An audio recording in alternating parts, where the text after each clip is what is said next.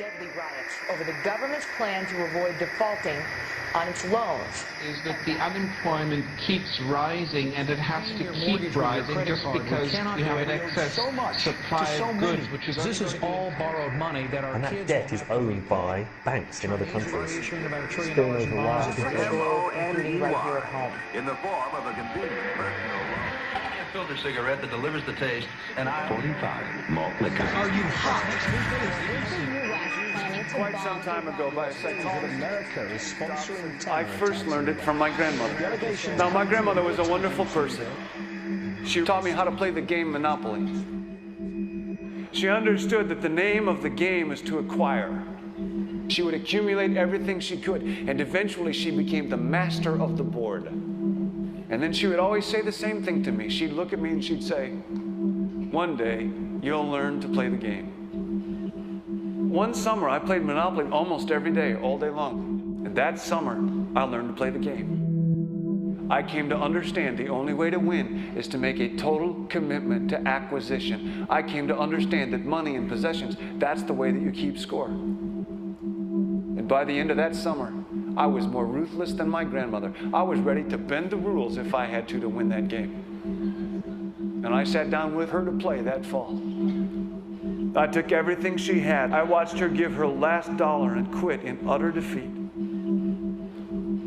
And then she had one more thing to teach me. Then she said, "Now it all goes back in the box."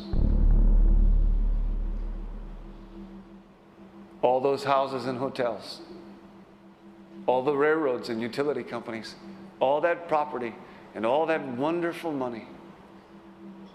Now it all goes back in the box. None of it was really yours. You got all heated up about it for a while. But it was around a long time before you sat down at the board. And it will be here after you're gone. Players come and players go. Houses and cars, titles and clothes, even your body. Because the fact is that everything I clutch and consume and hoard is going to go back in the box, and I'm going to lose it all. You have to ask yourself, when you finally get the ultimate promotion, when you've made the ultimate purchase, when you buy the ultimate home, when you have stored up financial security and climbed the ladder of success to the highest rung you can possibly climb it, and the thrill wears off, and it will wear off, then what? How far do you have to walk down that road before you see where it leads? Surely you understand, it'll never be enough. So you have to ask yourself the question, what matters?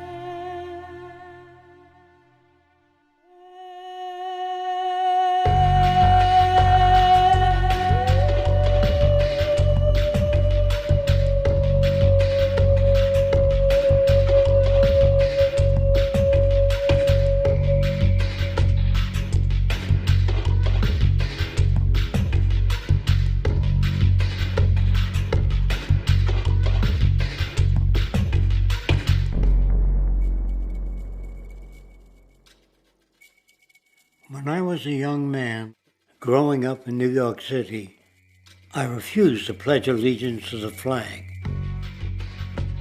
Of course, I was sent to the principal's office, and he asked me, "Why don't you want to pledge allegiance?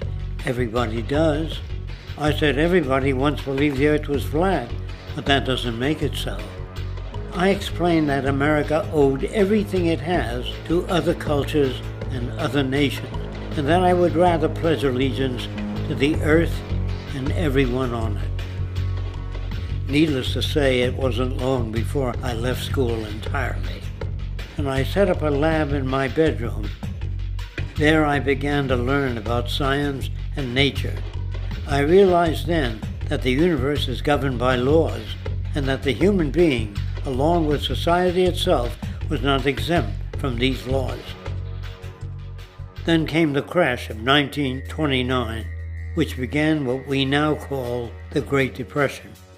I found it difficult to understand why millions were out of work, homeless, starving, while all the factories were sitting there. The resources were unchanged. It was then that I realized that the rules of the economic game were inherently invalid. Shortly after came World War II, where various nations took turns systematically destroying each other. I later calculated that all the destruction and wasted resources spent on that war could have easily provided for every human need on the planet. Since that time, I have watched humanity set the stage for its own extinction. I have watched as the precious finite resources are perpetually wasted and destroyed in the name of profit and free markets. I have watched the social values of society be reduced into a base artificiality of materialism and mindless consumption. And I have watched as the monetary powers control the political structure of supposedly free societies. I'm 94 years old now, and I'm afraid my disposition is the same as it was 75 years ago. This shit's got to go.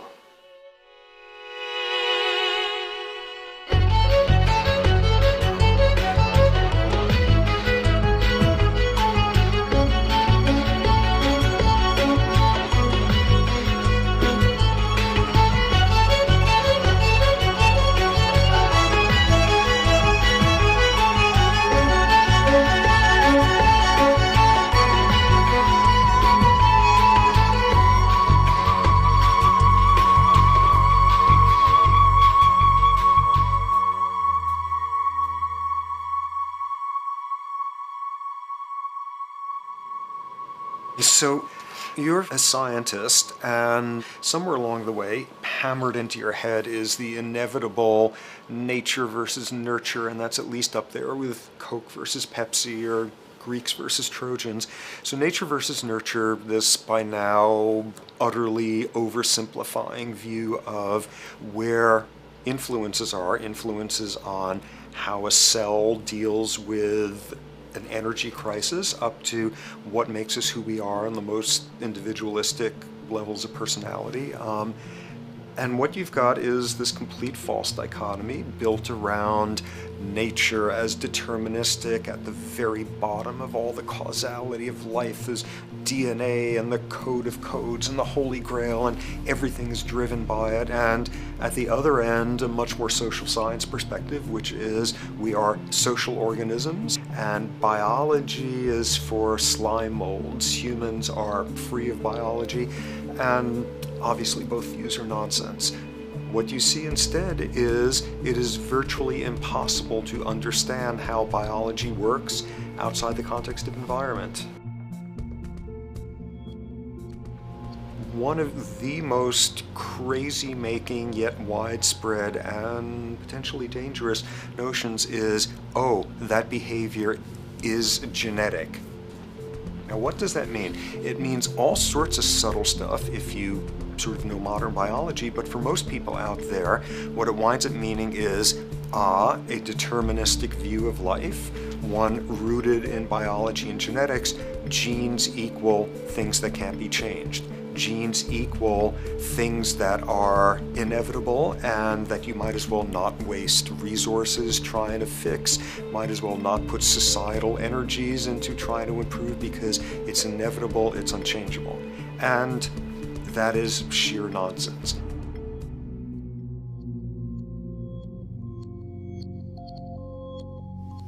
It is widely thought that conditions like ADHD are genetically programmed, conditions like schizophrenia are genetically programmed. The truth is the opposite. Nothing is genetically programmed. They're very rare diseases. I mean, a small handful, extremely sparsely represented in the population, that are truly genetically determined. Most complex conditions might have a predisposition that is a genetic component, but a predisposition is not the same as a predetermination. The whole search for the source of diseases in the genome was doomed to failure before anybody even thought of it, because most diseases are not genetically predetermined. Heart disease, cancer, strokes, rheumatoid conditions, autoimmune conditions in general, mental health conditions, addictions, these are none of them genetically determined. Breast cancer, for example, out of 100 women with breast cancer, only 7 will carry the breast cancer genes. 93 do not. And out of 100 women who do have the genes, not all of them will get cancer.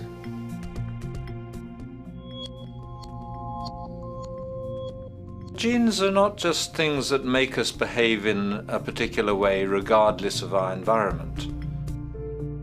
Genes give us different ways of responding to our environment. In fact, it looks as if some of the early childhood influences of a kind of child rearing affects gene expression, actually turning on and off different genes to put you on a different developmental track, which may suit the kind of world you've got to deal with. So, for example, a study done in Montreal with suicide victims looked at autopsies of the brains of these people. And it turned out that if a suicide victim, these are usually young adults, had been abused as children, the abuse actually caused a genetic change in the brain that was absent in the brains of people who had not been abused. That's an epigenetic effect. Epi means on top of, so that the epigenetic influence is what happens environmentally to either activate or deactivate certain genes. In New Zealand, there's a study that was done in a town called Dunedin, in which a few thousand individuals were studied from birth up to into their 20s. What they found was that they could identify a genetic mutation, an abnormal gene, which did have some relation to the predisposition to commit violence, but only if the individual had also been subjected to severe child abuse. In other words, a child with this abnormal gene would be no more likely to be violent than anybody else, and in fact they actually had a lower rate of violence than people with normal genes, as long as they weren't abused as children. Great additional example of the ways in which genes are not be-all, end-all. Fancy technique where you can take a specific gene out of a mouse, that mouse and its descendants will not have that gene, you have knocked out that gene. So there's this one gene that codes for a protein that has something to do with learning and memory, and this fabulous demonstration, knock out that gene and you have a mouse that doesn't learn as well. Ooh, a genetic basis for intelligence. What was much less appreciated in that landmark study that got picked up by the media left and right is take those genetically impaired mice and raise them in a much more enriched, stimulating environment than your normal mice in a lab cage, and they completely overcame that deficit. So when one says in a contemporary sense that, oh, this behavior is genetic, to the extent that that's even a valid sort of phrase to use, what you're saying is there is a genetic contribution to how this organism responds to environment. Genes may influence the readiness with which an organism will deal with a certain environmental challenge. you know, that's not the version most people have in their minds, and not to be too soapboxing, but run with the old sort of version of it's genetic and it's not that far from a history of eugenics and things of that sort. It's a widespread misconception, and it's a potentially fairly dangerous one. One reason that the sort of biological explanation for violence, one reason that hypothesis is potentially dangerous, it's not just misleading, it can really do harm, is because if you believe that, you could very easily say, well, there's nothing we can do to change the predisposition people have to becoming violent. All we can do if somebody becomes violent is punish them, you know, lock them up or execute them. But we don't need to worry about changing the social environment or the social preconditions that may lead people to become violent, because that's irrelevant. The genetic argument allows us the luxury of ignoring past and present historical and social factors. And in the words of Louis Menand, he wrote in the New Yorker, very astutely, he said, "It's all in the genes, an explanation for the way things are that does not threaten the way things are.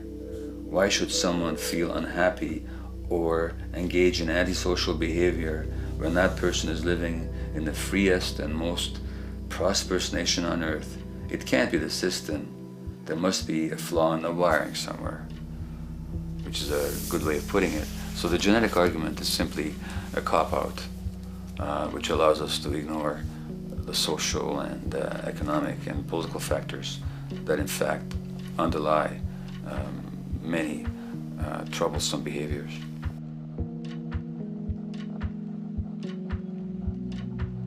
Addictions are usually considered to be a drug-related issue, but looking at it more broadly, I define addiction as any behavior that is associated with craving, with temporary relief, and with long-term negative consequences, along with an impairment of control over it, so that the person wishes to give it up or promises to do so, but can't follow through.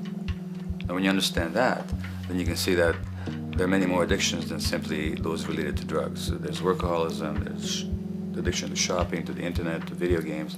There's the addiction to power. People have power, but they want more and more and more. Nothing is ever enough for them. Acquisition, corporations that must own more and more. The addiction to oil, or at least to the wealth and to the products made accessible to us by oil. Look at the negative consequences on the environment. We're destroying the very earth that we inhabit for the sake of that addiction. Now, these addictions are far more devastating in their social consequences than the cocaine or heroin habits of my downtown East Side patients. Yet they're rewarded and considered to be respectable. The tobacco company executive that shows a higher profit will get a much bigger reward. He doesn't face any negative consequences legally or otherwise. In fact, he's a respected member of the board of several other corporations. But tobacco smoke-related diseases kill 5.5 million people around the world every year. In the United States, they kill 400,000 people a year. And these people are addicted to what? To profit. To such a degree are they addicted that they're actually in denial about the impact of their activities, which is typical for addicts, is denial. And that's a respectable one. It's respectable to be addicted to profit no matter what the cost. So what is acceptable and what is respectable is a highly arbitrary phenomenon in our society. And it seems like the greater the harm, the more respectable the addiction.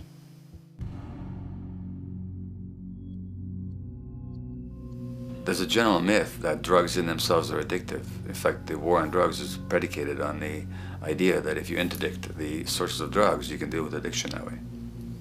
Now, if we understand addiction in a broader sense, we see that nothing in itself is addictive. No substance, no drug is by itself addictive, and no behavior is by itself addictive. Many people can go shopping without becoming shopaholics. Not everybody becomes a food addict. Not everyone who drinks a glass of wine becomes an alcoholic.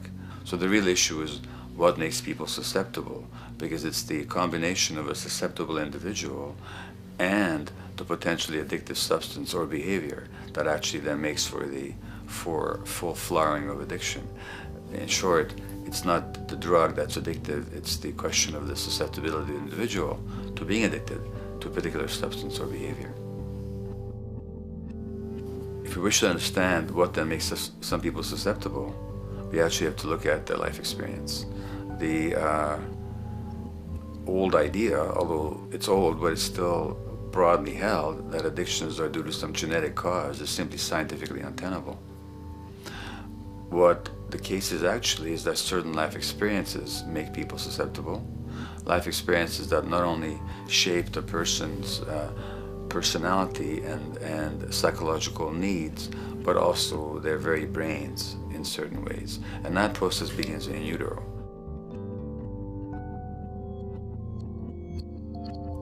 It's been shown, for example, that if you stress mothers during pregnancy, their children are more likely to have traits that predispose them to addictions.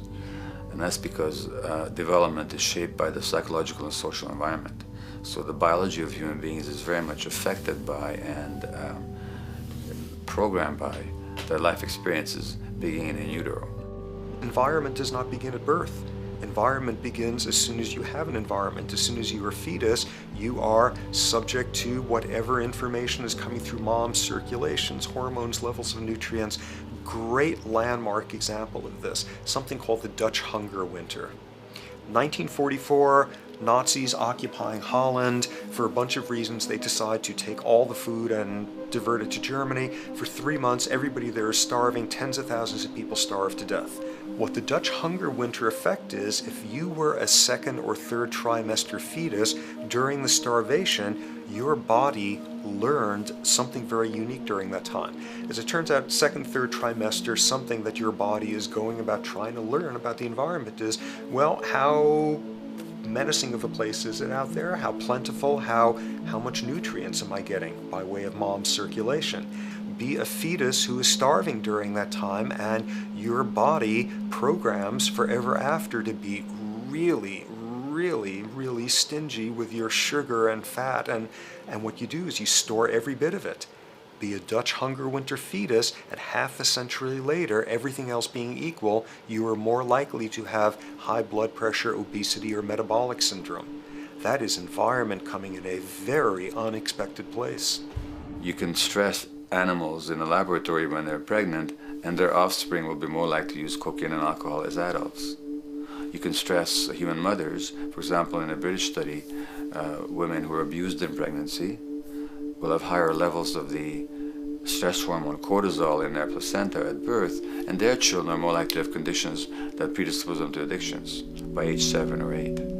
So in utero stress already prepares the ground for all kinds of mental health issues. Israeli study done prior on children born to mothers who were pregnant prior to the onset of the 1967 war. These women, of course, are very stressed, and their offspring have a higher incidence of schizophrenia than the average cohort. So there's plenty of evidence now that prenatal effects have a huge impact on the developing human being.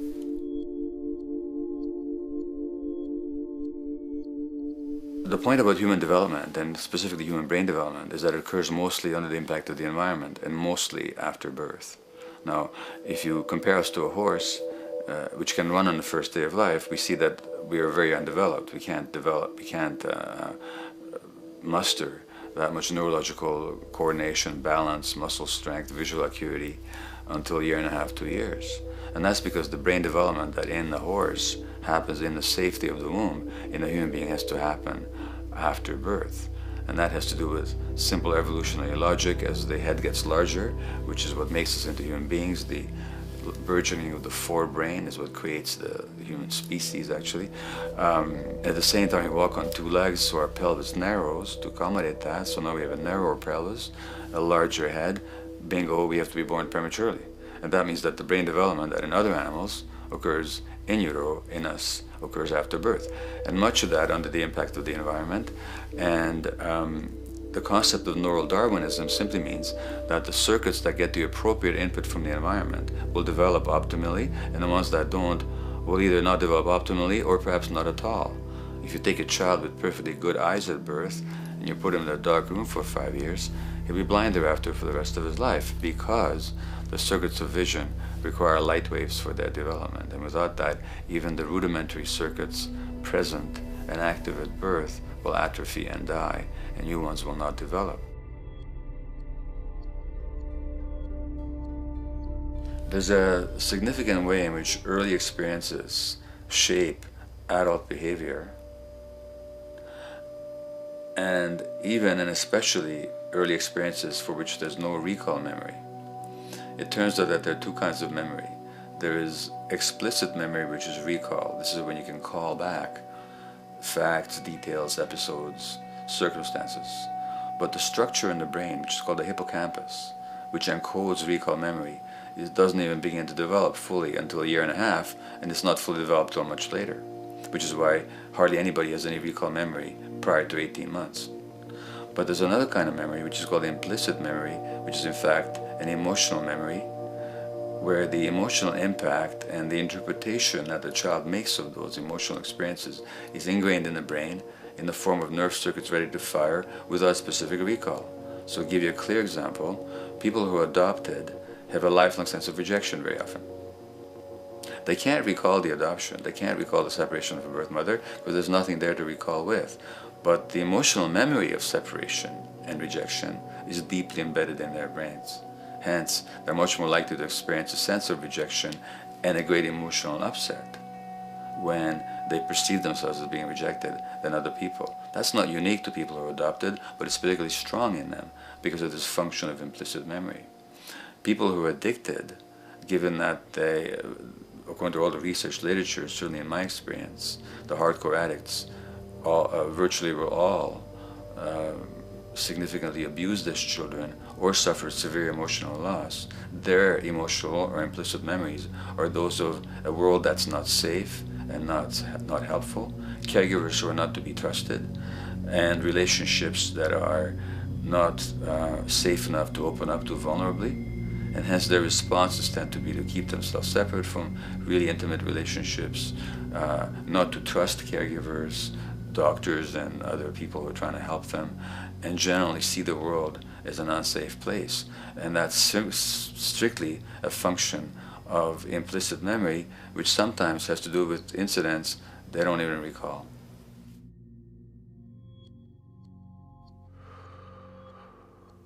Infants who are born premature are often in incubators and various types of gadgetry and machinery for weeks and perhaps months. It's now known that if these children are touched and stroked on the back for just 10 minutes a day, that promotes their brain development. So human touch is essential for development. And in fact, infants who are never picked up will actually die. That's how much of a fundamental need being held is to human beings.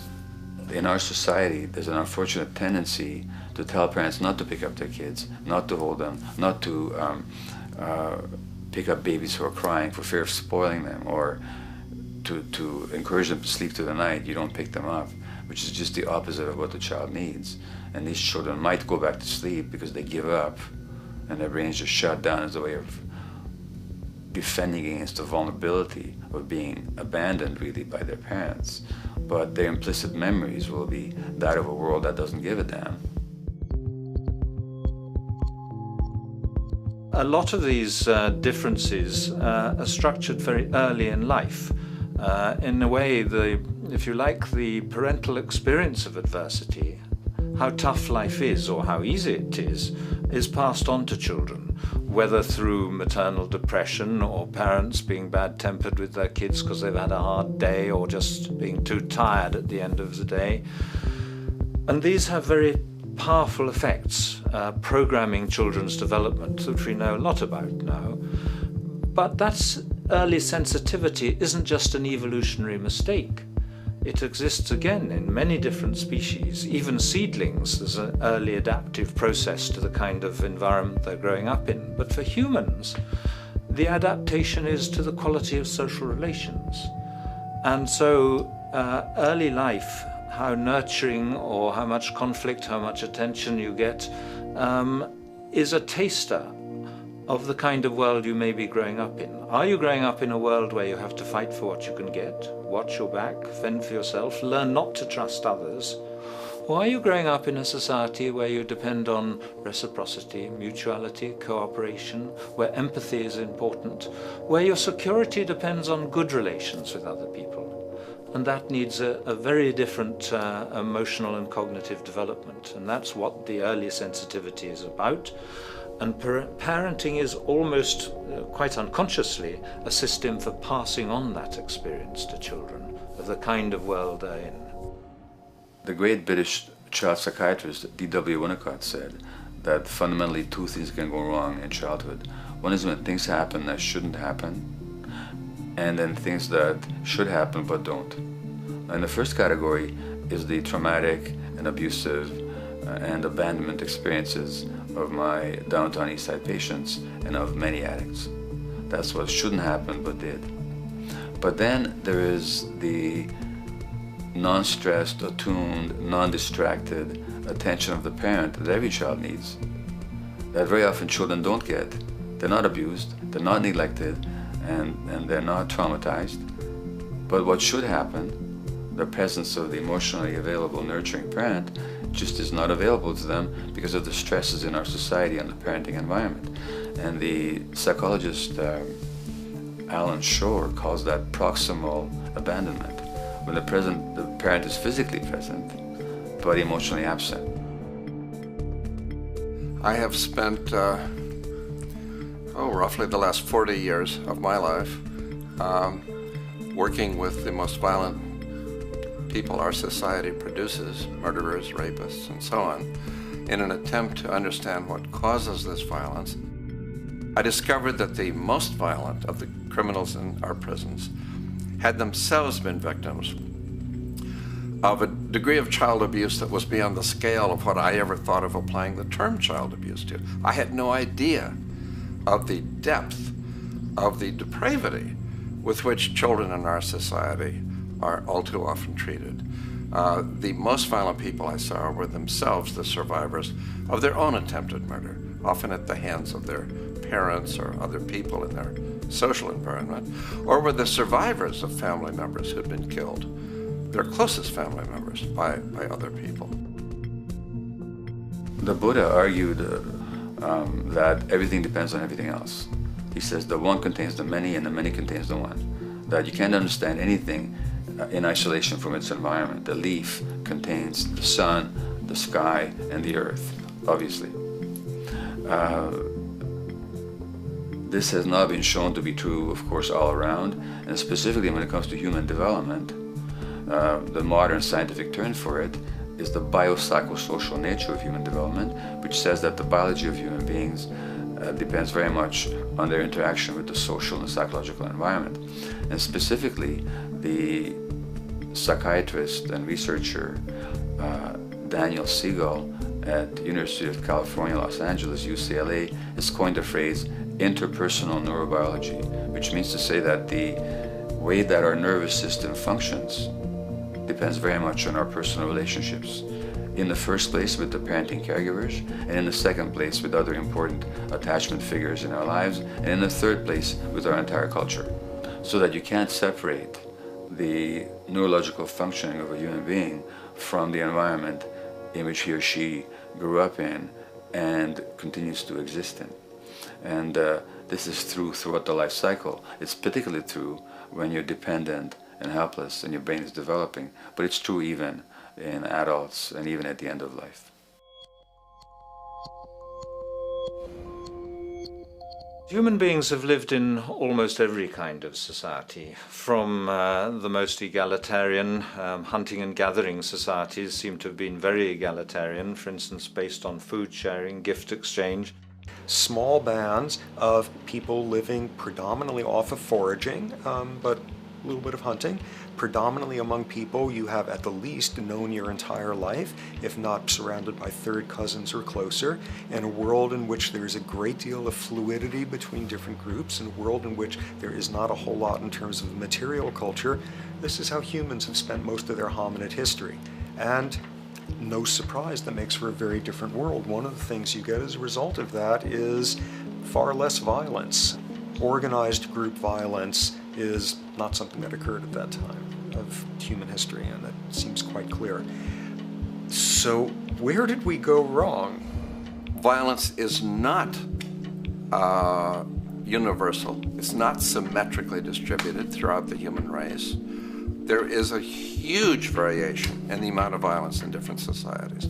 There are some societies that have virtually no violence.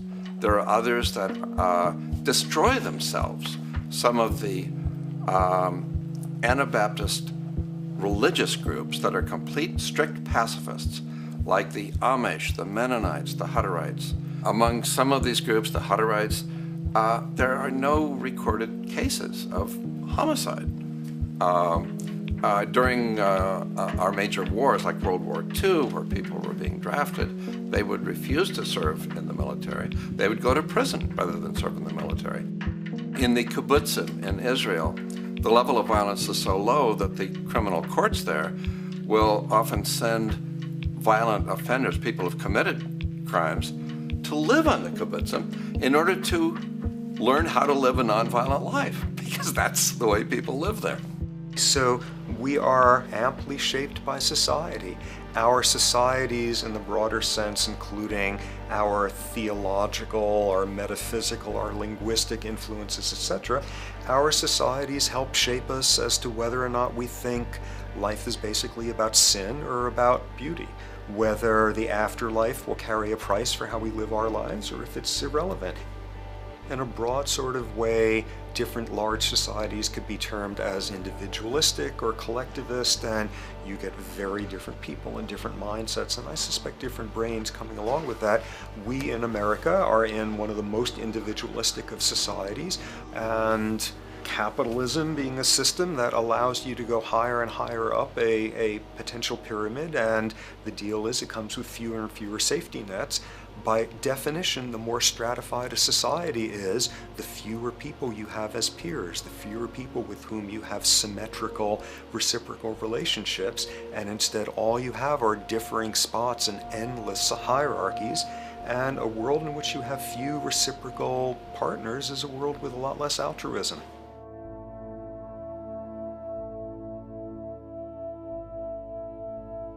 Alright, so this brings us to a total impossible juncture, which is to try to make sense in perspective of science as to what the nature is of human nature.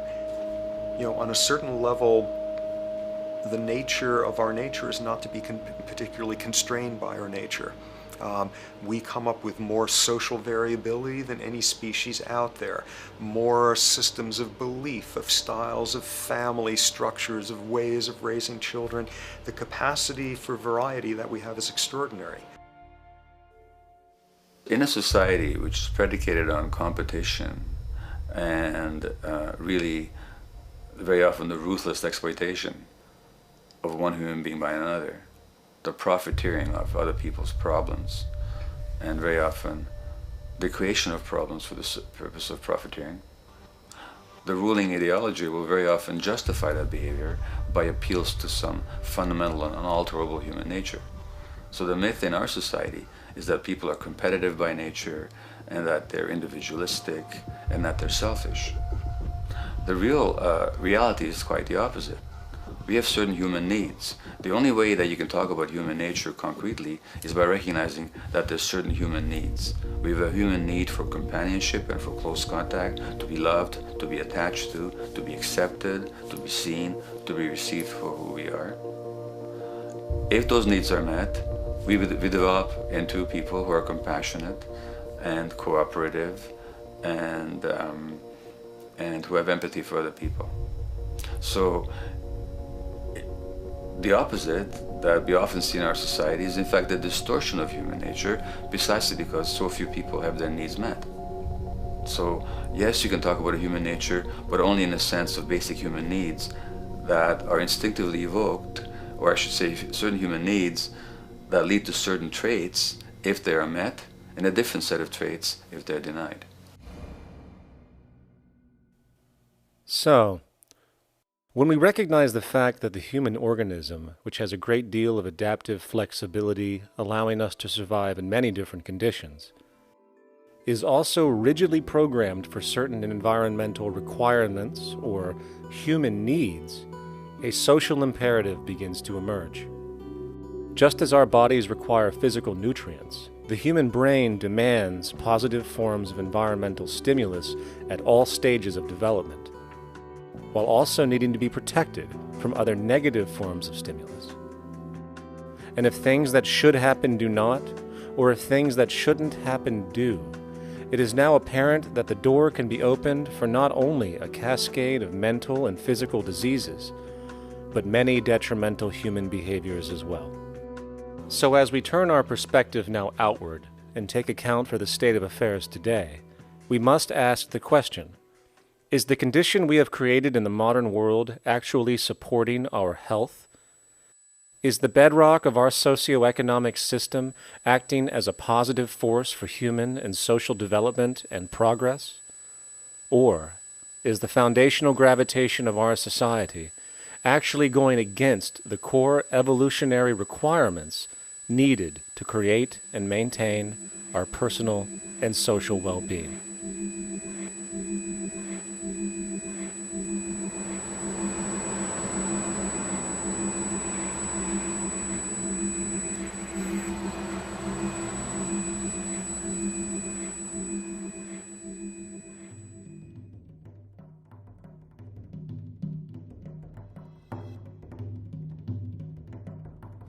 So one might ask, where did this all begin?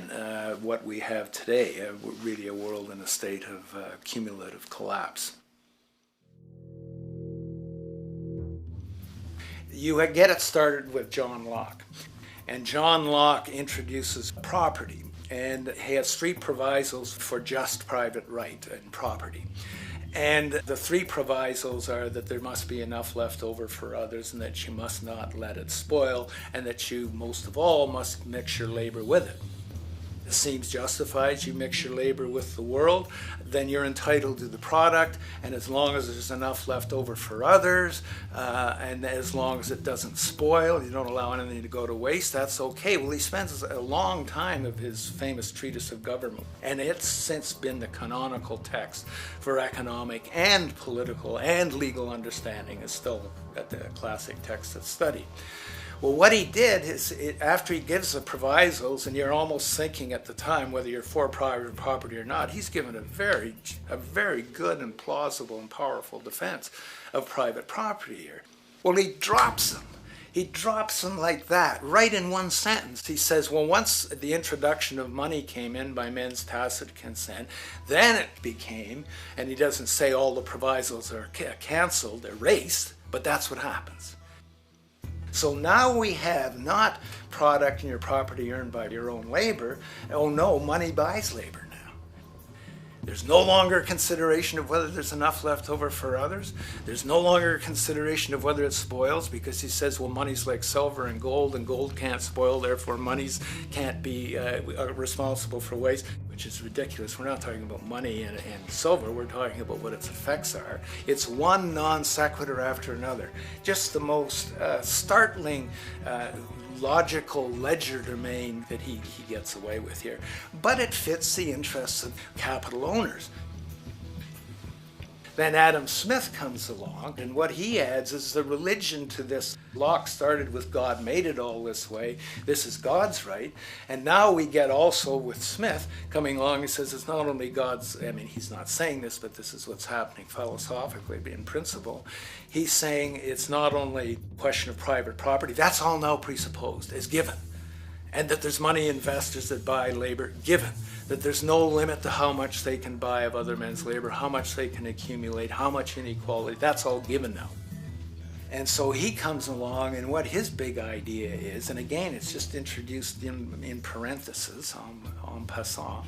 You know, when people put out the goods for sale and others, you know, the supply, and other people buy them with the demand and so forth, how do we have supply equaling demand or demand equaling supply? How can they come into equilibrium? And that is one of the central notions of economics, is how do they come into equilibrium? And he says it's the invisible hand of the market that brings them into equilibrium. So now we have God is actually immanent. He just didn't give the rights to property and how, all its wherewithal and its natural rights of doing all that Locke said. Now we have the system itself as God.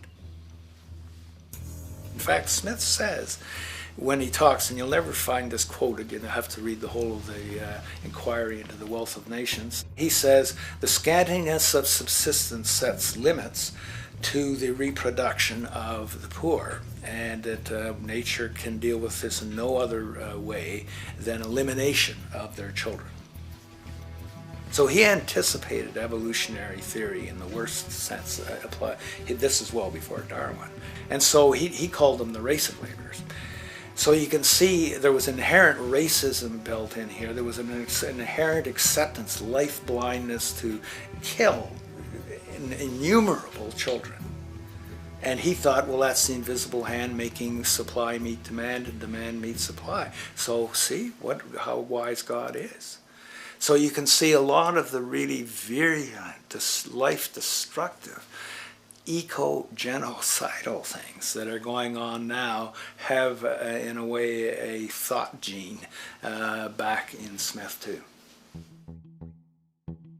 When we reflect on the original concept of the so-called free market capitalist system, as initiated by early economic philosophers such as Adam Smith, we see that the original intent of a market was based around real, tangible, life-supporting goods for trade.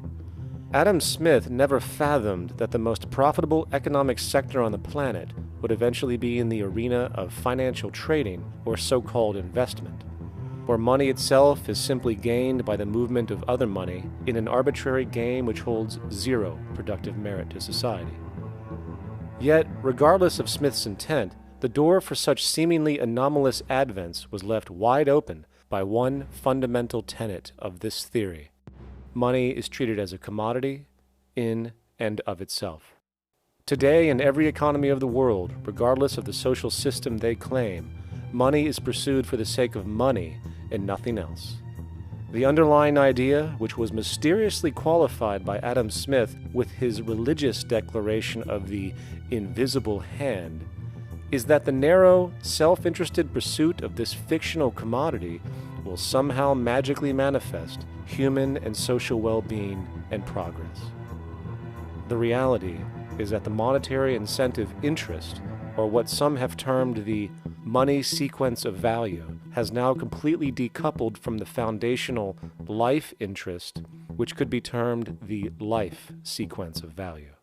What has happened is that there's a complete confusion in economic doctrine between those two sequences. They think that the money sequence of value delivers the life sequence of value, and that's why they say if more goods are sold, if GDPs rise and so forth, therefore there'll be more well-being, enhanced well-being. We take the GDP to be basically our indicator of social health. Well, there you see the confusion. It's talking about money sequences of value, that is all the receipts, all the revenues that are derived from selling goods, and they're confusing that with life reproduction, so that you have built right into this thing from the beginning is a complete conflation of the money and life sequences of value. So we're dealing with a kind of structured delusion that becomes more and more deadly as the money sequence decouples from producing anything at all. So it's a system disorder, and the system disorder seems to be fatal.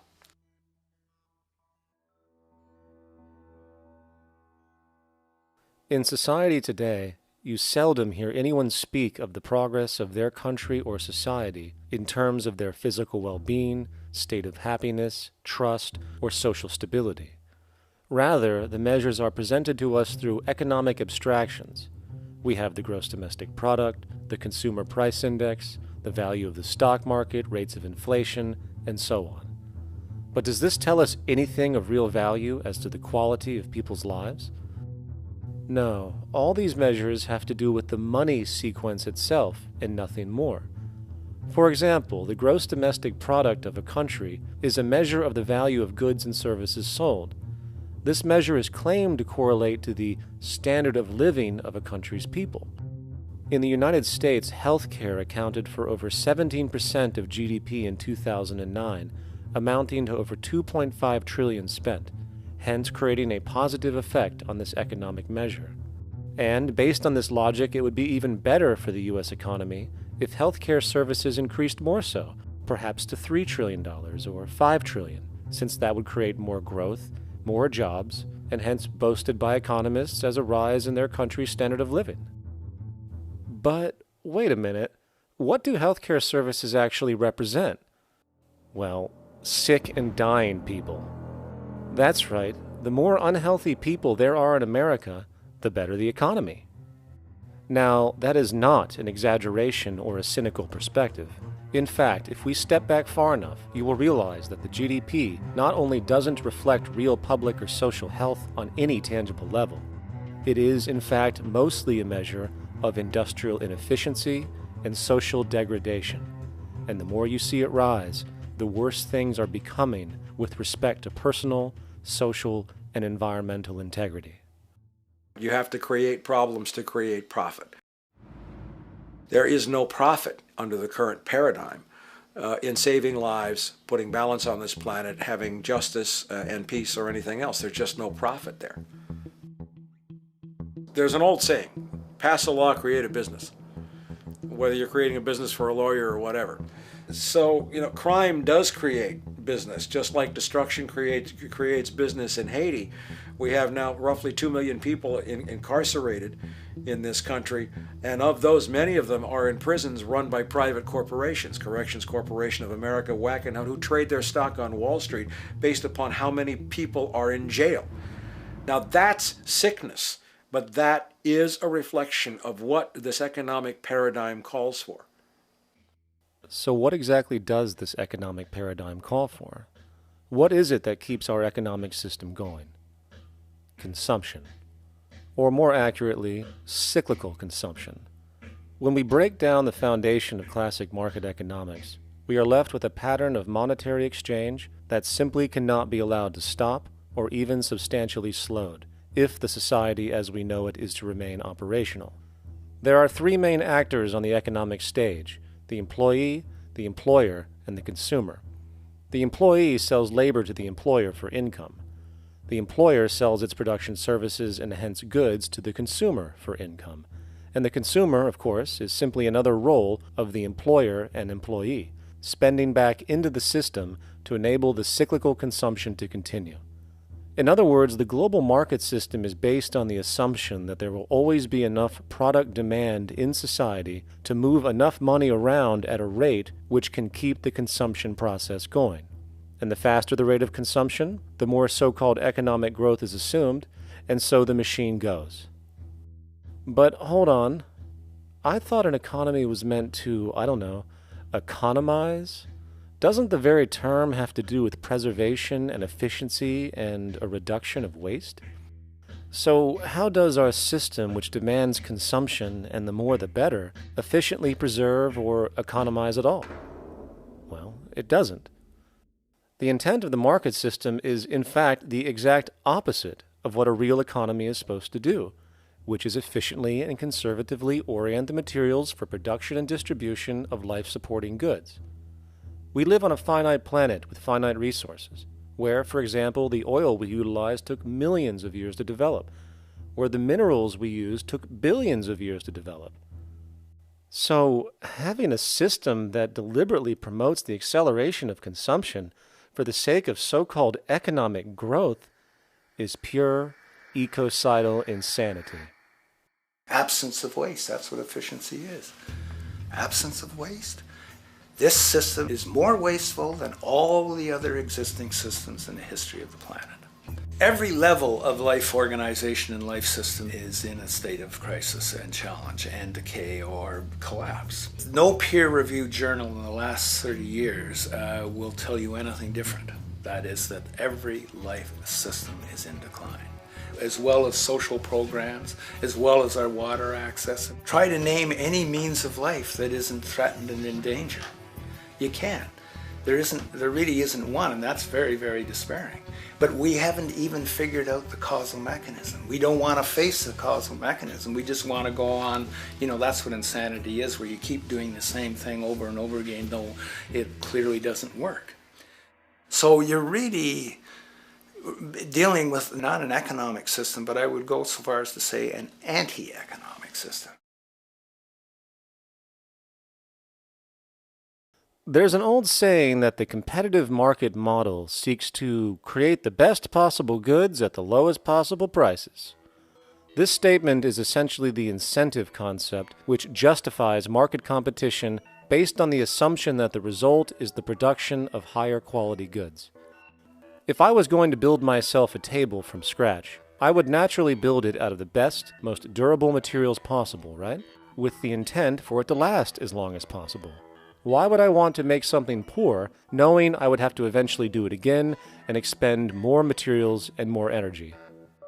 Well, as rational as that may seem in the physical world, when it comes to the market world, it is not only explicitly irrational, it is not even an option.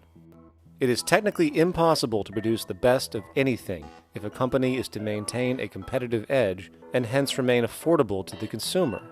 Literally everything created and set for sale in the global economy is immediately inferior the moment it is produced, for it is a mathematical impossibility to make the most scientifically advanced, efficient, and strategically sustainable products. This is due to the fact that the market system requires that cost efficiency, or the need to reduce expenses, exist at every stage of production, from the cost of labor to the cost of materials and packaging, and so on.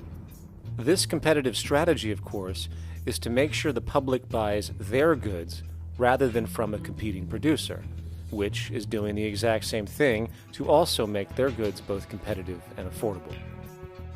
This immutably wasteful consequence of the system could be termed intrinsic obsolescence.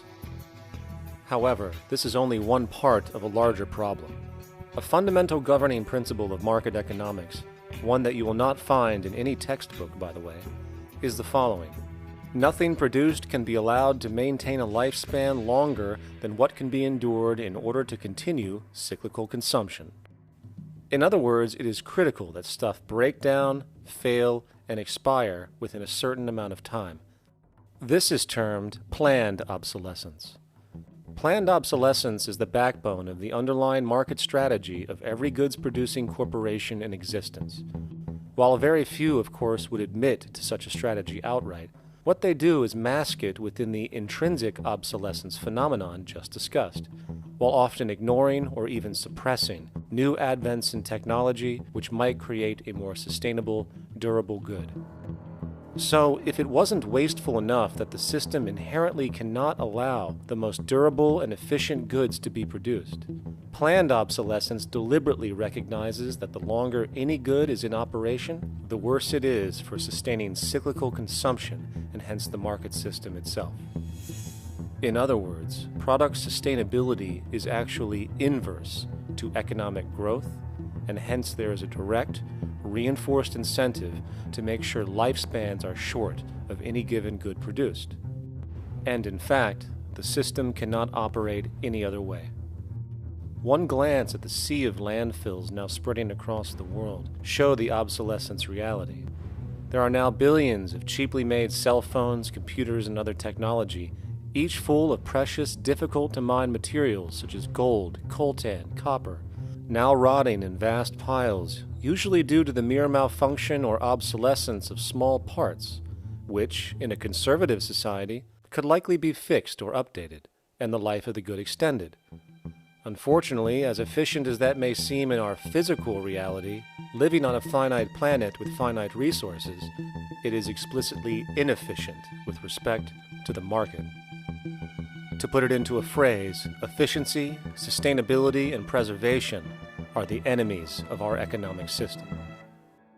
Likewise, just as physical goods need to be constantly produced and reproduced, regardless of their environmental impact, the service industry operates with an equal rationale. The fact is, there is no monetary benefit to resolving any problems which are currently being serviced. At the end of the day, the last thing the medical establishment really wants is the curing of diseases such as cancer, which would eliminate countless jobs and trillions in revenue. And since we're on the subject, crime and terrorism in this system are good. Well, at least economically, for it is employing police, generating high-value commodities for security, not to mention the value of prisons that are privately owned for profit. And how about war? The war industry in America is a huge driver of GDP, one of the most profitable industries, producing weapons of death and destruction. The favorite game of this industry is to blow things up and then go and rebuild them for profit. We saw this with the windfall billion-dollar contracts made from the Iraq War. The bottom line is that socially negative attributes of society have become positively rewarded ventures for industry, and any interest in problem resolution or environmental sustainability and conservation is intrinsically counter to economic sustainability. And this is why, every time you see the GDP rise in any country, you are witnessing an increase in necessity, whether real or contrived. And by definition, a necessity is rooted in inefficiency. Hence, increased necessity means increased inefficiency. The American dream is based on rampant consumerism. It is based upon the fact that mainstream media, and especially commercial advertising, all corporations who need this infinite growth have convinced us, or brainwashed most people in America, and hence the world, that we have to have X number of material possessions and the possibility of gaining infinitely more material possessions in order to be happy. That's just not true. So why do people continue to buy in this way, which is ultimately eco-genocidal in its systemic effects cumulatively? And it just is classical operant conditioning. You simply put inputs of conditioning into the organism, and you have outputs of desired behaviors or goals or objectives. And it has all the resources of technology. And they boast about how they get into the minds of infants. What they hear is already making them conditioned to the brand.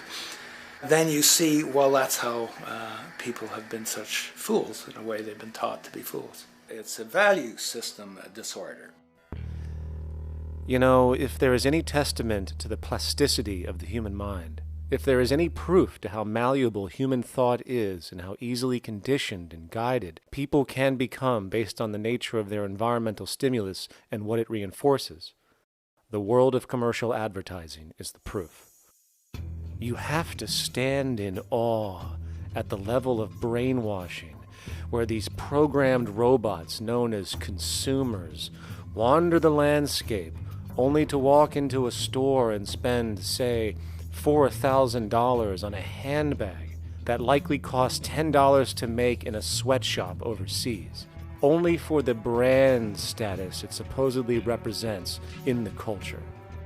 Or perhaps the ancient communal traditions which increased trust and cohesiveness in society, which have now been hijacked by acquisitive, materialistic values, where now annually we exchange useless crap a few times a year. And we might wonder why so many today have a compulsion to shopping and acquisition, when it is clear that they have been conditioned from childhood to expect material goods as a sign of their status with friends and family. The fact is, the foundation of any society are the values that support its operation, and our society, as it exists, can only operate if our values support the conspicuous consumption it requires to continue the market system. 75 years ago, consumption in America and much of the First World was half of what we see today per person. Today's new consumer culture has been manufactured and imposed due to the very real need for higher and higher levels of consumption. And this is why most corporations now spend more money on advertising than the actual process of product creation itself. They work diligently to create a false need for you to fill, and it happens to work. You know, economists are in fact not economists at all. They're propagandists of money value, and you'll find that all their models basically get down to token exchanges that are to the profit of one side or both sides or whatever, but they're completely disconnected from the actually existing world of reproduction. In Ohio, an old man failed to pay his electric bill. You may be familiar with the case. And the electric company turned off the electricity and he died. The reason they turned it off was because it wouldn't have been profitable for them to keep it on because he didn't pay his bill. Do you believe that was right? The responsibility really lies not on the electric company for turning it off, but on those of this man's neighbors and friends and associates who are not charitable enough to enable him as an individual to meet the electric bill. Did I hear that right? Did he just say the death of a man caused by not having money was the responsibility of other people, or in effect, charity? Well then, I guess we're going to need a whole lot of infomercials, little miserable coin slot donations for bodega counters, and a bunch of pickle jars for the billion people now starving to death on this planet because of the very system Milton Friedman promotes. Whether you are dealing with the philosophies of Milton Friedman, F.A. Hayek, John Maynard Keynes, Ludwig von Mises, or any other major market economist, the basis of rationale rarely leaves the money sequence. It is like a religion. Consumption analysis, stabilization policies, deficit spending, aggregate demand. It exists as a never-ending, self-referring, self-rationalizing circle of discourse where universal human need, natural resources, or any form of physical life-supporting efficiency is ruled out by default and replaced by the singular notion that humans seeking advantage over each other for money alone, motivated by their own narrow self-interest, will magically create a sustainable, healthy, balanced society. There is no life coordinate in this whole theory, this whole doctrine. What are they doing? What are they doing? What they're doing is tracking money sequences. That's all it is tracking money sequences, presupposing everything that matters. One, that there's no life coordinates. Wow, no life coordinates. Two, that all the agents are self-maximizing preference seekers. That is, they think of nothing other than themselves and what they can get most for themselves. That's the notion, that's the ruling notion of rationality. Self-maximizing choice. And the only thing that they're interested in self-maximizing is money or commodities. Well, where does social relations come in? It doesn't, except in the exchange to self-maximize. Where do our natural resources come in? They don't, except to exploit. Where does the family come in as being able to survive? It doesn't. They have to have money in order to purchase any good. Well, shouldn't an economy deal somewhere with human need? Isn't that what the fundamental issue is, to satisfy human needs? Oh, need isn't even in your lexicon. You dissolve it into wants. And what is a want? That means money demand that wants to buy. Well, if it's money demand that wants to buy, it's got nothing to do with need, because it may be the person has no money demand and desperately needs, say, water supply. Or it may be money demand wants a gold toilet seat. Well, where does it all go? To the gold toilet seat. And you call this economics? Like, it's really, when one thinks of it, it's got to be the most bizarre delusion in the history of human thought. Now, so far we have focused on the market system, but this system is actually only one half of the global economic paradigm. The other half is the monetary system.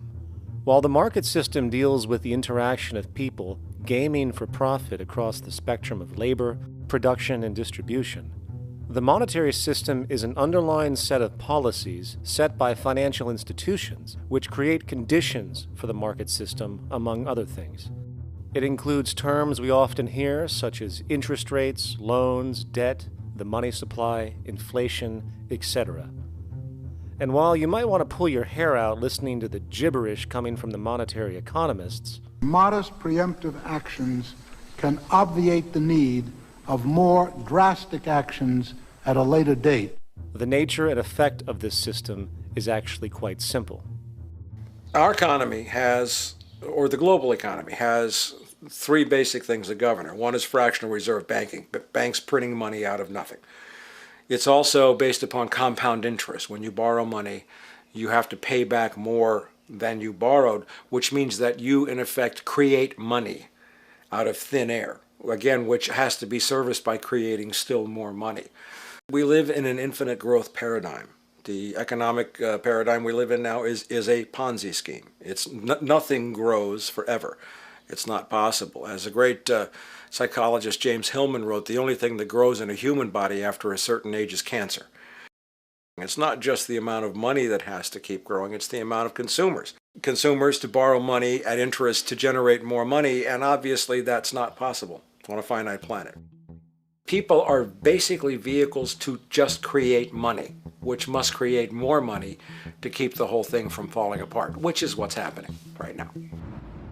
There are really only two things anyone needs to know about the monetary system.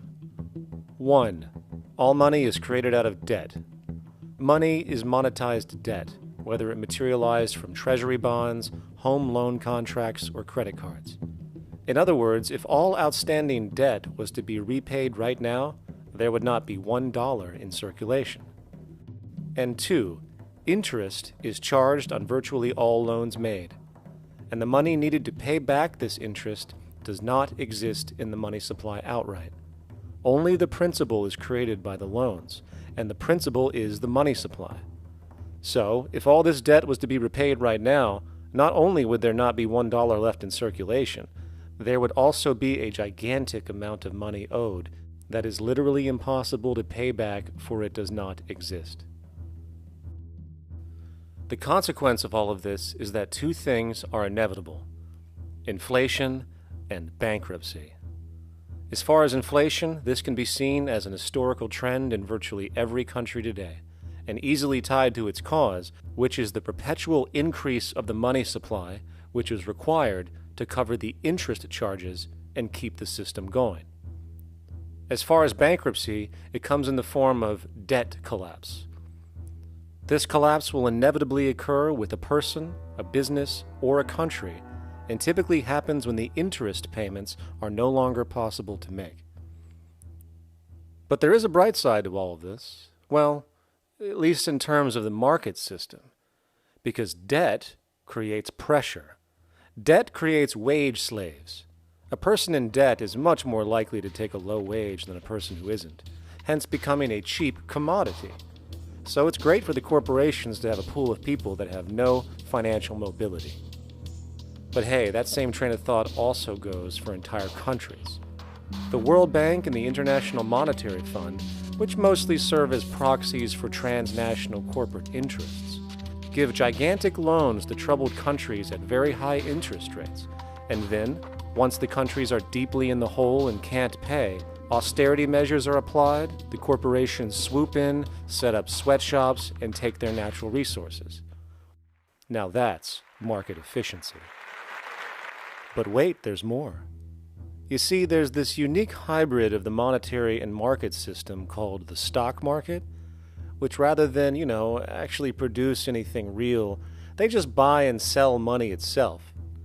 And when it comes to debt, you know what they do? That's right, they trade it. They actually buy and sell debt for profit, from credit default swaps and collateralized debt obligations for consumer debt, to complex derivative schemes used to mask the debt of entire countries, such as the collusion of investment bank Goldman Sachs in Greece, which nearly collapsed the entire European economy. So when it comes to the stock market and Wall Street, we have an entirely new level of insanity born out of the money sequence of value. All you need to know about markets was written in an editorial in the Wall Street Journal a couple of years ago. It was called Lessons of the Brain-Damaged Investor. And in this editorial, they explain why people with slight brain damage do better as investors than people with normal brain functionality. Why? Because the slightly brain-damaged person has no empathy. And that's the key. If you don't have any empathy, you do well as an investor. And so Wall Street breeds people who have no empathy to go in there and to make decisions and make trades that they have no compunction about and no thought whatsoever as to what they're doing might affect their fellow human being. So they breed these robots, these people who have no souls. And since they don't even want to pay these people anymore, they're now breeding robots, real algorithmic traders. Goldman Sachs and the high-frequency trading scandal. They put a computer next to the exchange, the New York Stock Exchange. This computer, this co-located computer, as they call it, it front-runs all the trades on the exchange, and it hits the exchange with volumes of orders in ways that scalp pennies and nickels away from the exchange. It's like they're siphoning money all day long. They went one quarter last year, 30 or 60 straight days without a single down day and made millions of dollars every single day. Is that because, well, that's statistically impossible. When I worked on Wall Street, the way it works is everyone kicks upstairs the bribes. The brokers bribe to the office manager bribes to the regional sales manager bribes to the national sales manager. It's a common understanding. At Christmas, who gets the biggest bonus at Christmas in an average brokerage office? The compliance officer. The compliance officer sits there all day long. He's supposed to be making sure you don't violate any of the margin rules and you're complying with the law. Of course, yeah, to the extent that you can bribe the compliance officer, yeah, that's right, you are complying with the law. So how does fraud has become the system? It's no longer a byproduct. It is the system. You know, it's like that old Woody Allen joke. He says, "Doctor, my brother thinks he's a chicken." And the doctor says, "Take a pill, and that should cure the problem." And he says, "No, doctor, you don't understand. We need the eggs." Okay? So the trading of fraudulent claims back and forth between banks to generate fees, to generate bonuses, has become the GDP producing growth engine of the United States economy. Even though they're essentially trading fraudulent claims that there's absolutely no hope of ever paying back. They're processing and generating and re-securitizing nothing. If I write $20 billion on a cocktail napkin and I sell it to JP Morgan while JP Morgan writes $20 billion on a cocktail napkin, and we swap those two cocktail napkins at a bar and we each pay ourselves 1/4% in a fee, we make a lot of money for our Christmas bonus. We each have on our books a $20 billion cocktail napkin, which has no real value until such time as the system is no longer able to absorb bogus cocktail napkins, in which case we go to the government to get bailed out.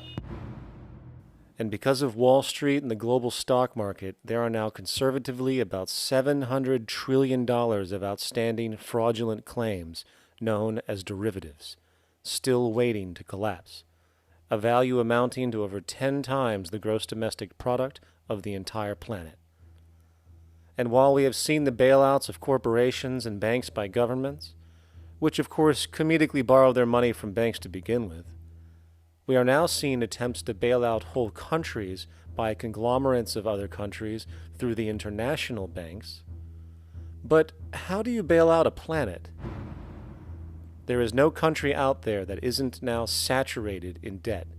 The cascade of sovereign debt defaults we have seen can only be the beginning when the math is taken into account. It has been estimated in the United States alone that income tax would need to be raised to 65% per person just to cover the interest in the near future. Economists are now foreshadowing that within a few decades, 60% of the countries on the planet will be bankrupt. But hold on, let me get this straight. The world is going bankrupt, whatever the hell that means, because of this idea called debt, which doesn't even exist in the physical reality. It's only part of a game that we've invented. And yet the well-being of billions of people is now being compromised.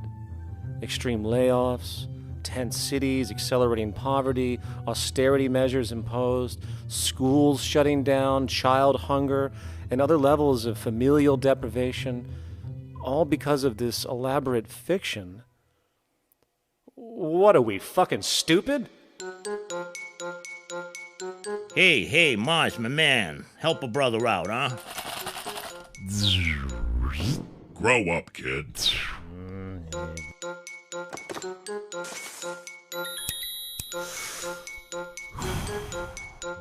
Saturn, what's up, man? You remember that smoking nebula I hooked you up with a while back? Listen, Earth, we're getting really tired of you. You've been given everything, and yet you waste it all. You got plenty of resources, and you know it. Why don't you grow up and learn some responsibility, for Christ's sake? You're making your mother miserable.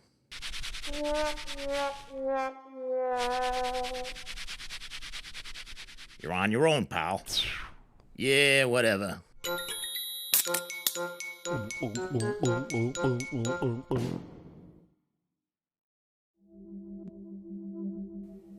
Now, all of this considered, from the waste machine known as the market system to the debt machine known as the monetary system, hence creating the monetary market paradigm which defines the global economy today, there is one consequence that runs through the entire machine: inequality. Whether it is the market system which creates a natural gravitation towards monopoly and power consolidation, while also generating pockets of wealthy industries that tower over others regardless of utility, such as the fact that top hedge fund managers on Wall Street now take home over $300 million a year for contributing literally nothing, while a scientist looking for a cure for a disease trying to help humanity might make $60,000 a year if they're lucky. Or whether it is the monetary system, which has class division built right into its structure. For example, if I have $1 million to spare and I put it into a CD at 4% interest, I will make $40,000 a year. No social contribution, no nothing. However, if I'm a lower class person and have to take loans to buy my car or home, I am paying in interest, which, in abstraction, is going to pay that millionaire with the 4% CD. This stealing from the poor to pay the rich is a foundational, built-in aspect of the monetary system, and it could be labeled structural classism. Of course, historically, social stratification has always been deemed unfair, but obviously accepted overall as now 1% of the population owns 40% of the planet's wealth. But, material fairness aside, there is something else going on underneath the surface of inequality, causing an incredible deterioration in public health as a whole.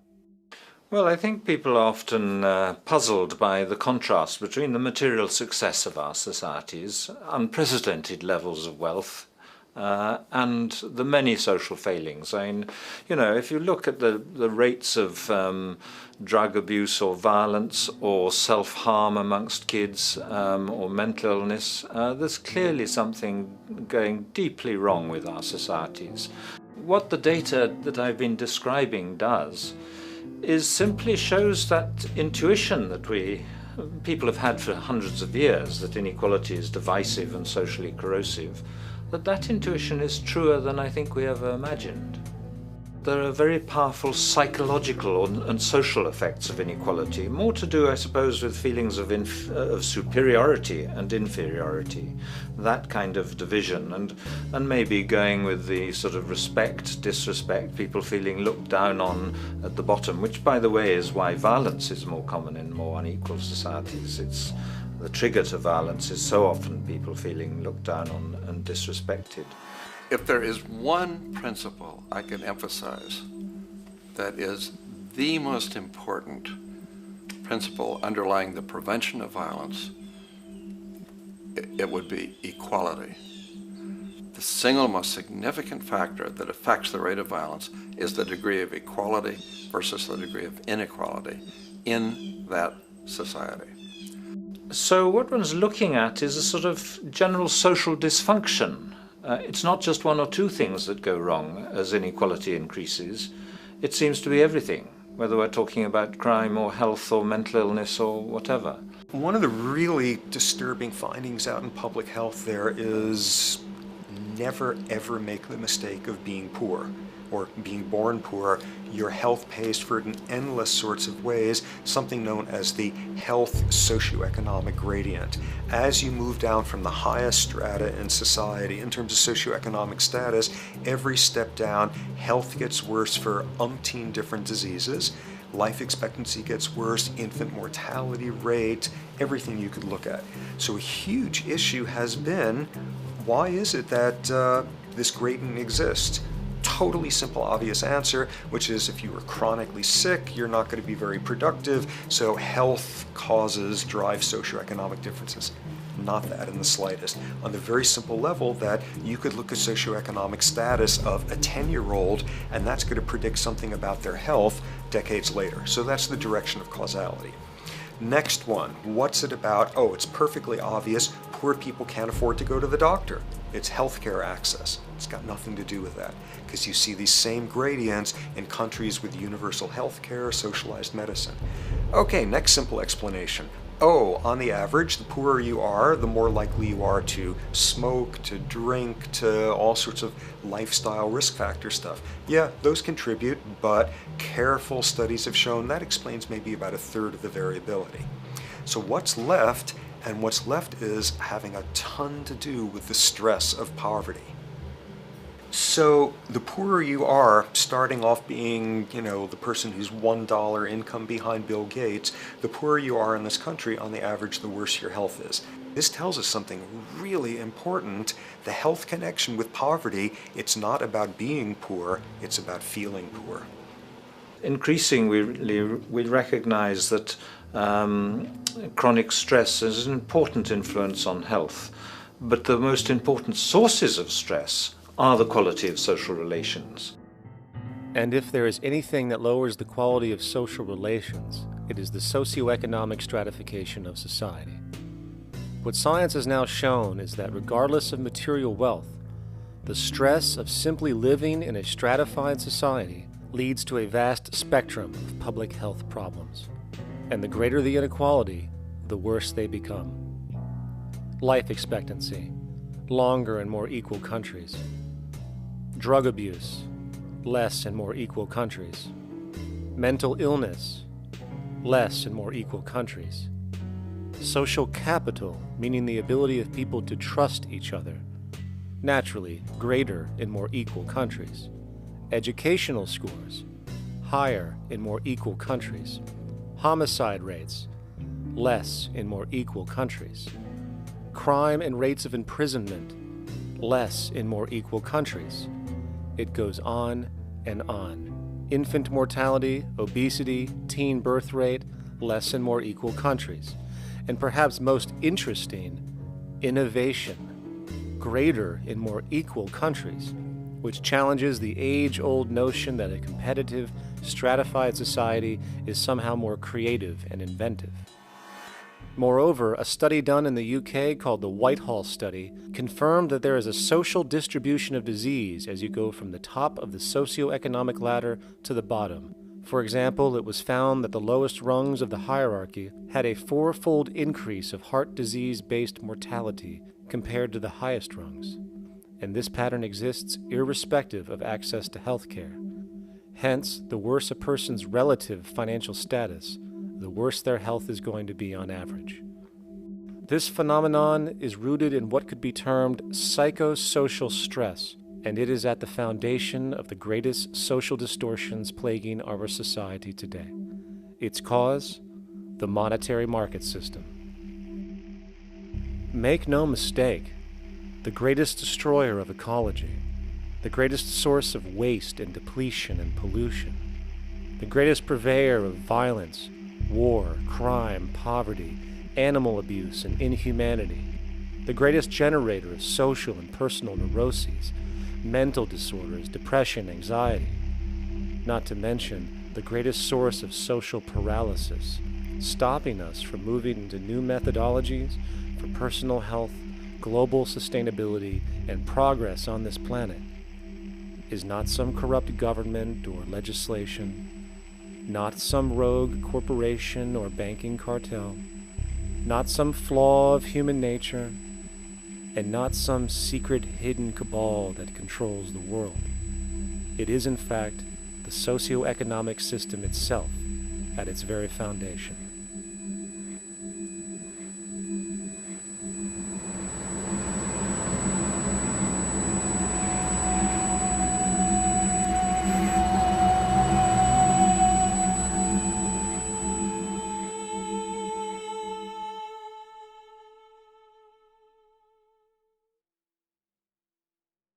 Let's imagine for a moment we had the option to redesign human civilization from the ground up.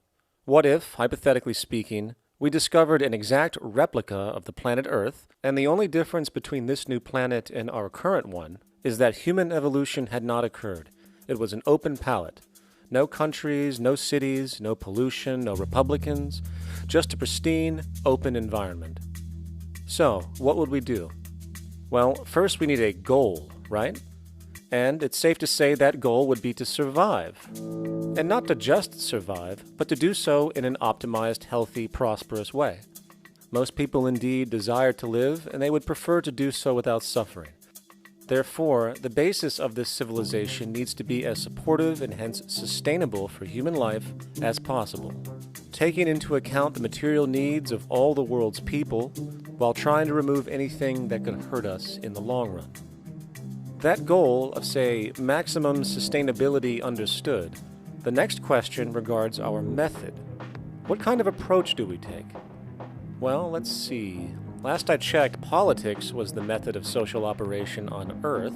So what do the doctrines of the Republicans, liberals, conservatives, or socialists have to say about societal design? Not a damn thing.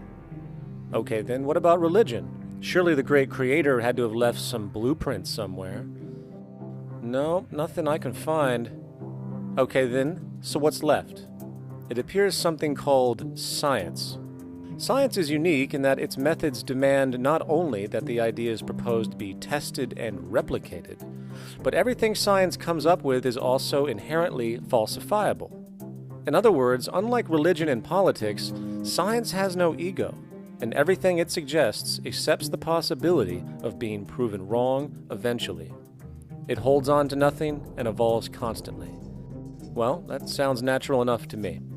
So then, based on the current state of scientific knowledge in the early 21st century, along with our goal of maximum sustainability for the human population, how do we begin the actual process of construction? Well, the first question to ask, what do we need to survive? The answer, of course, are planetary resources.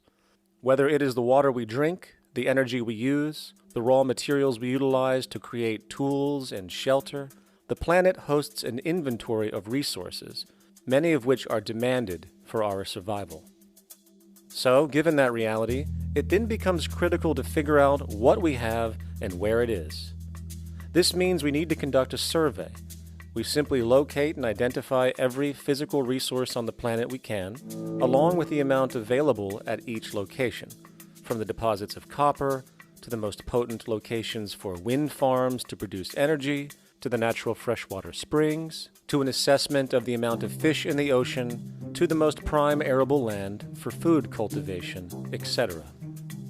But since we humans are going to be consuming these resources over time, we then realize that not only do we need to locate and identify, we also need to track. We need to make sure we don't run out of any of this stuff. That would be bad. And this means not only tracking our rates of use, but the rates of earthly regeneration as well, such as how long it takes for, say, a tree to grow or a spring to replenish. This is called dynamic equilibrium. In other words, if we use up trees faster than they can be grown back, we have a serious problem, for it is unsustainable. So then, how do we track this inventory, especially when we recognize that all of this stuff is scattered everywhere? We have large mineral mines in what we call Africa, energy concentrations in the Middle East, huge tidal power possibilities on the Atlantic coast of North America, the largest supply of freshwater in Brazil, etc. Well, once again, good old science has a suggestion. It's called systems theory. Systems theory recognizes that the fabric of the natural world, from human biology to the earthly biosphere to the gravitational pull of the solar system itself, is one huge synergistically connected system, fully interlinked. Just as human cells connect to form our organs, and the organs connect to form our bodies, and since our bodies cannot live without the earthly resources of food, air, and water, we are intrinsically connected to the earth, and so on. So, as nature suggests, we take all of this inventory and tracking data and create a system to manage it. A global resource management system, in fact, to account for every relevant resource on the planet. There is simply no logical alternative if our goal as a species is survival in the long run. We have to keep track as a whole. That understood, we can now consider production. How do we use all this stuff? What will our process of production be, and what do we need to consider to make sure it is as optimized as possible to maximize our sustainability? Well, the first thing that jumps right out at us is the fact that we need to constantly try and preserve.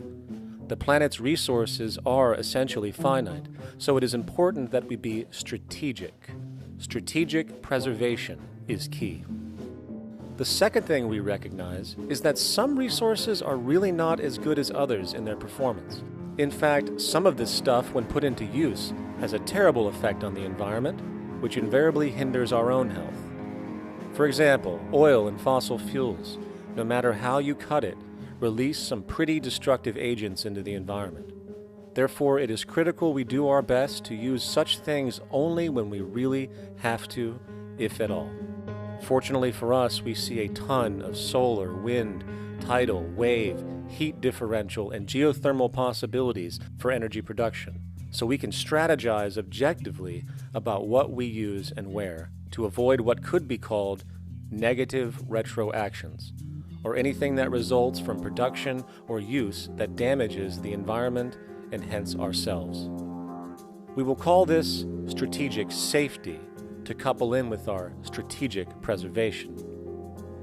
But production strategies do not stop there. We are going to need an efficiency strategy for the actual mechanics of production itself. And what we find is that there are roughly 3 specific protocols we must adhere to. 1. Every good we produce must be designed to last as long as possible. Naturally, the more things break down, the more resources we are going to need to replace them, and the more waste produced. 2. When things do break down or are no longer usable for whatever reason, it is critical that we harvest or recycle as much as we possibly can. So the production design must take this into account directly at the very earliest stages. 3. Quickly evolving technologies, such as electronics, which are subject to the fastest rates of technological obsolescence, would need to be designed to foreshadow and accommodate physical updates.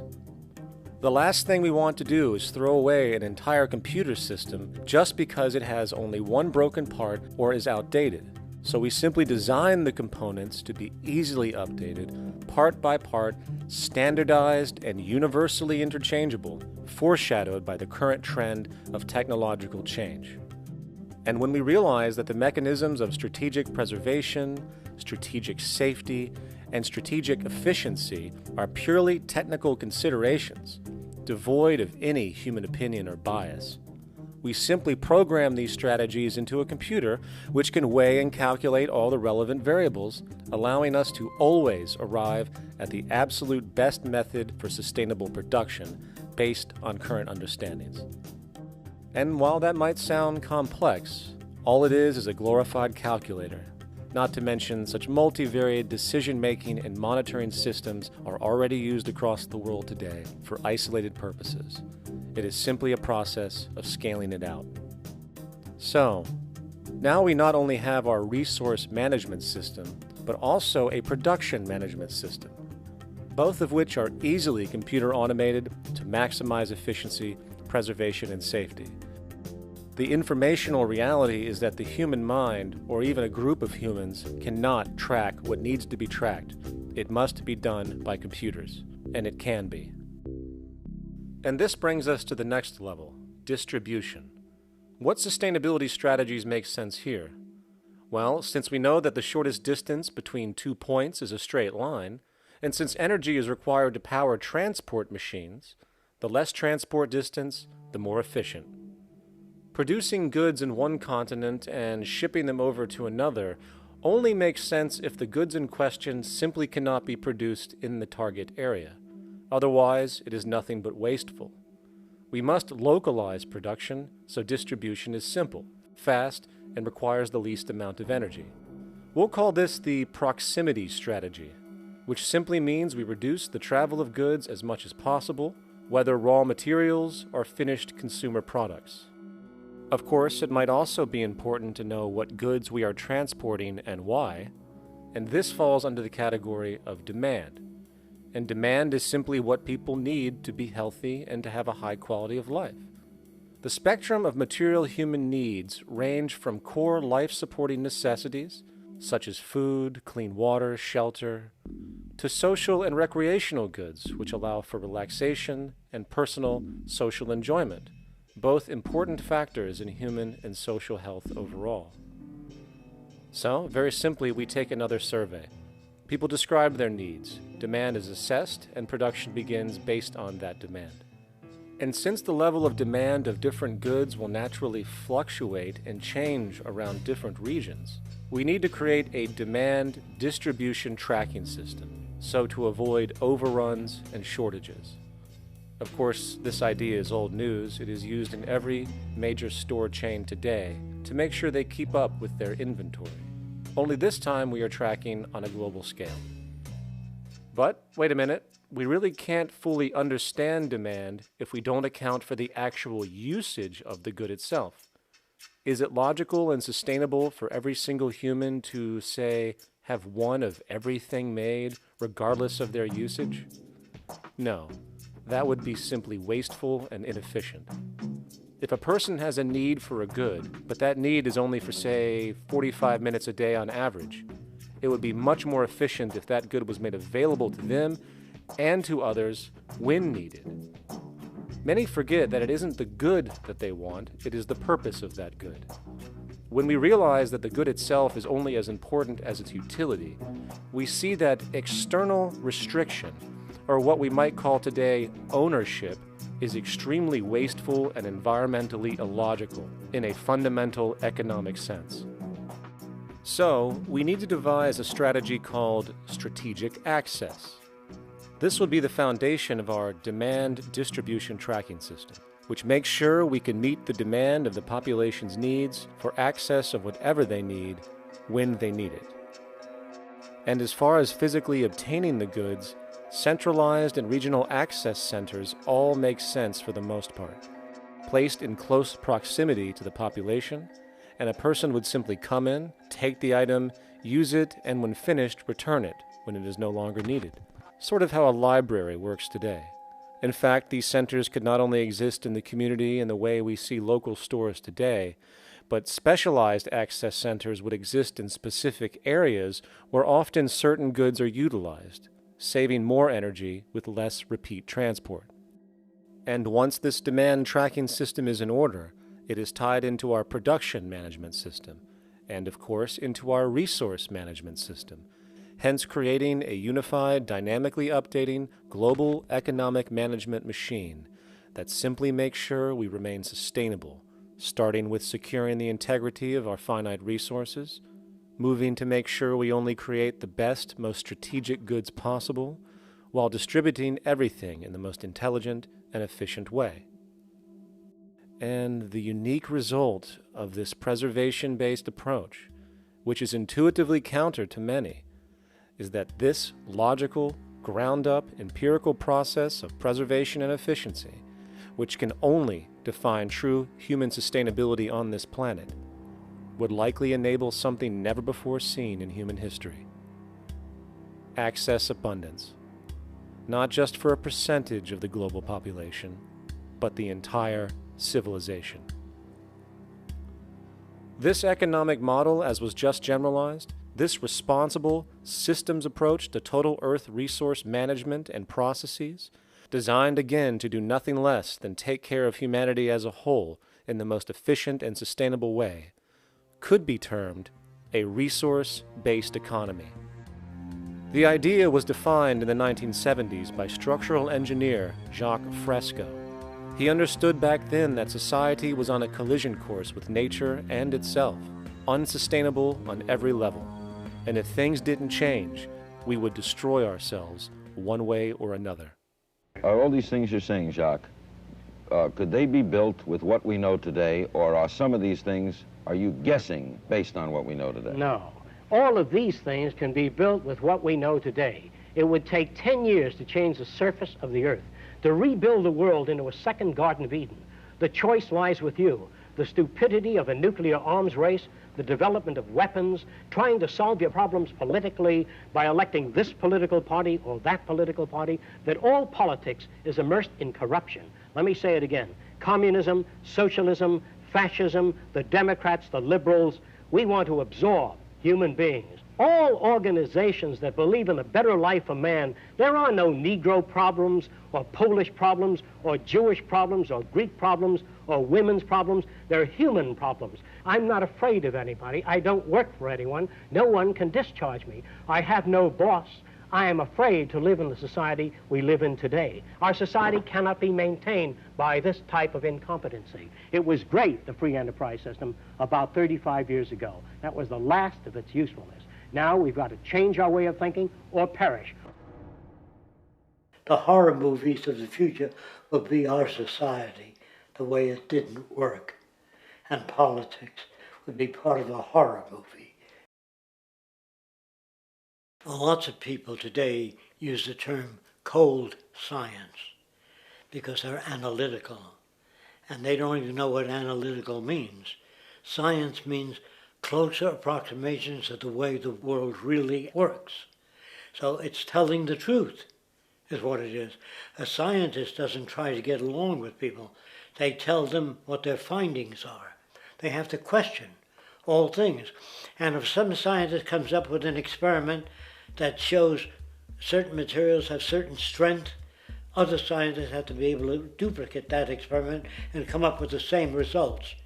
Even if a scientist feels that an airplane wing, due to mathematics or calculations, can hold up a given amount of weight, they still pile sandbags on it to see when it breaks.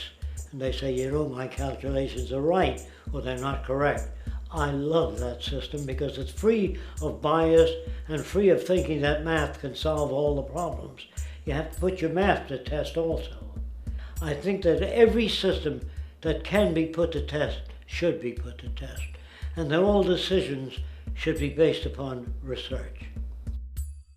A resource-based economy is simply the scientific method applied to social concern, an approach utterly absent in the world today. Society is a technical invention, and the most efficient methods of optimized human health, physical production, distribution, city infrastructure, and the like reside in the field of science and technology, not politics or monetary economics.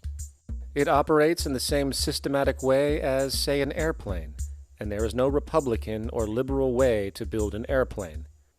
Likewise, nature itself is the physical referent we use to prove our science, and it is a set system, emerging only from our increased understanding of it.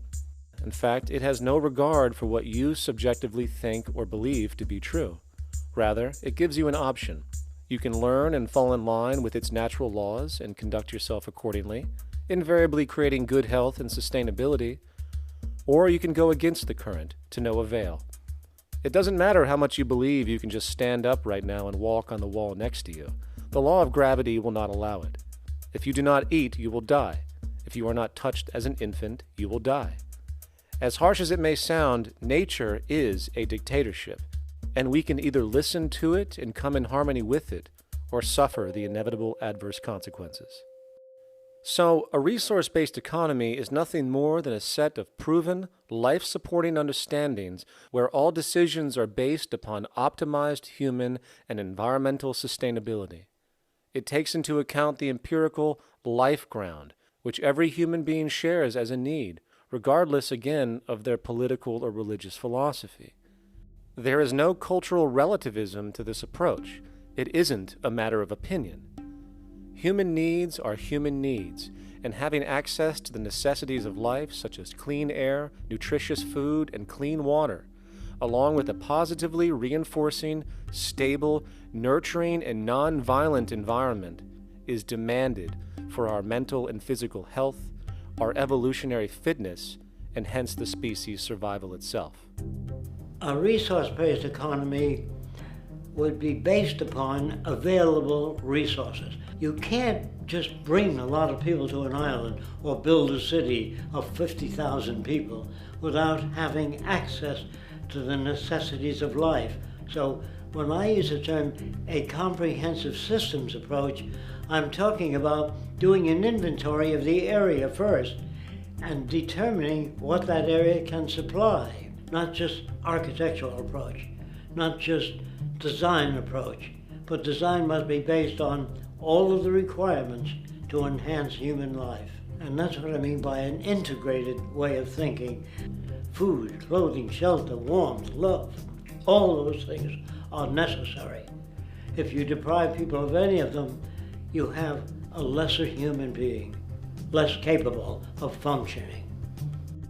As previously outlined, a resource-based economy's ground-up, global, systems approach to extraction, production, and distribution is based upon a set of true economic mechanisms, or strategies, which guarantee efficiency and sustainability in every area of the economy. So, continuing this train of thought regarding logical design, what is next in our equation? Where does all this materialize? Cities. The advent of the city is a defining feature of modern civilization. Its role is to enable efficient access to the necessities of life, along with increased social support and community interaction. So how would we go about designing an ideal city? What shape should we make it? Square? Trapezoid? Well, given we're going to be moving around the thing, we might as well make it as equidistant as possible for ease, hence the circle. What should the city contain? Well, naturally we need a residential area, a goods production area, a power generation area, an agricultural area. But we also need nurturing as human beings, hence culture, nature, recreation, and education. So let's include a nice open park, an entertainment events area for cultural purposes and socializing, and educational and research facilities. And since we're working with a circle, it seems rational to place these functions in belts based on the amount of land required for each goal, along with ease of access. Very good. Now, let's get down to specifics. First, we need to consider the core infrastructure, or intestines, of the city organism. These would be the water, good, waste, and energy transport channels. Just as we have water and sewage systems under our cities today, we would extend this channeling concept to integrate waste recycling and delivery itself. No more mailmen or garbage men. It is built right in. We could even use automated pneumatic tubes and similar technologies. Same goes for transport. It needs to be integrated and strategically designed to reduce or even remove the need for wasteful, independent automobiles. Electric trams, conveyors, transveyors, and maglevs, which can take you virtually anywhere in the city, even up and down, along with connecting you to other cities as well. And of course, in the event an automobile is required, it is automated by satellite for safety and integrity. In fact, this automation technology is in working order right now. Automobile accidents kill about 1.2 million people every single year, injuring about 50 million. This is absurd and doesn't have to occur. Between efficient city design and automated driverless cars, this death toll can be virtually eliminated. Agriculture. Today, through our haphazard, cost-cutting industrial methods, using pesticides, excessive fertilizers, and other means, we have successfully destroyed much of the arable land on this planet, not to mention also extensively poisoning our bodies. In fact, industrial and agricultural chemical toxins now show up in virtually every human being tested, including infants. Fortunately, there is a glaring alternative: the soilless mediums of hydroponics and aeroponics, which also reduce nutrient and water requirements by up to 75% of our current usage.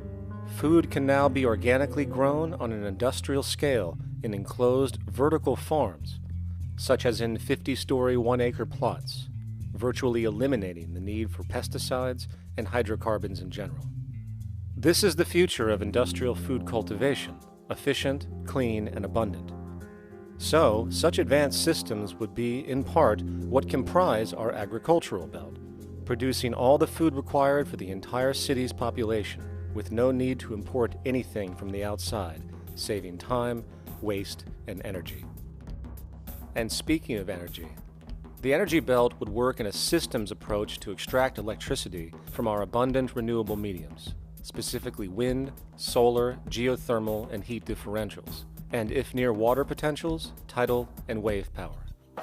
To avoid intermittency and make sure a positive net energy return occurs, these mediums would operate in an integrated system, powering each other when needed, while storing excessive energy to large supercapacitors under the ground, so nothing can go to waste. And not only does the city power itself, particular structures will also power independently and generate electricity through photovoltaic paints, structural pressure transducers, the thermocouple effect, and other current but underutilized technologies. But of course, this begs the question, how does this technology and goods in general get created in the first place? This brings us to production. The industrial belt, apart from having hospitals and the like, would be the hub of factory production. Completely localized overall, it would of course obtain raw materials by way of the global resource management system just discussed, with demand being generated by the population of the city itself. As far as the mechanics of production, we need to discuss a new, powerful phenomenon which was sparked very recently in human history and is on pace to changing everything. It's called mechanization, or the automation of labor. Well, if you look around you, you'll notice that almost everything that we use today is built automatically. Your shoes, your clothes, your home appliances, your car, and so on, they are all built by machines in an automatic way. Can we say that the society has not been influenced by these major technological advancements? Of course not. These systems really dictate new structures and new needs, and they make a lot of other things obsolete. So we've been going up in the development and use of technology in an exponential way.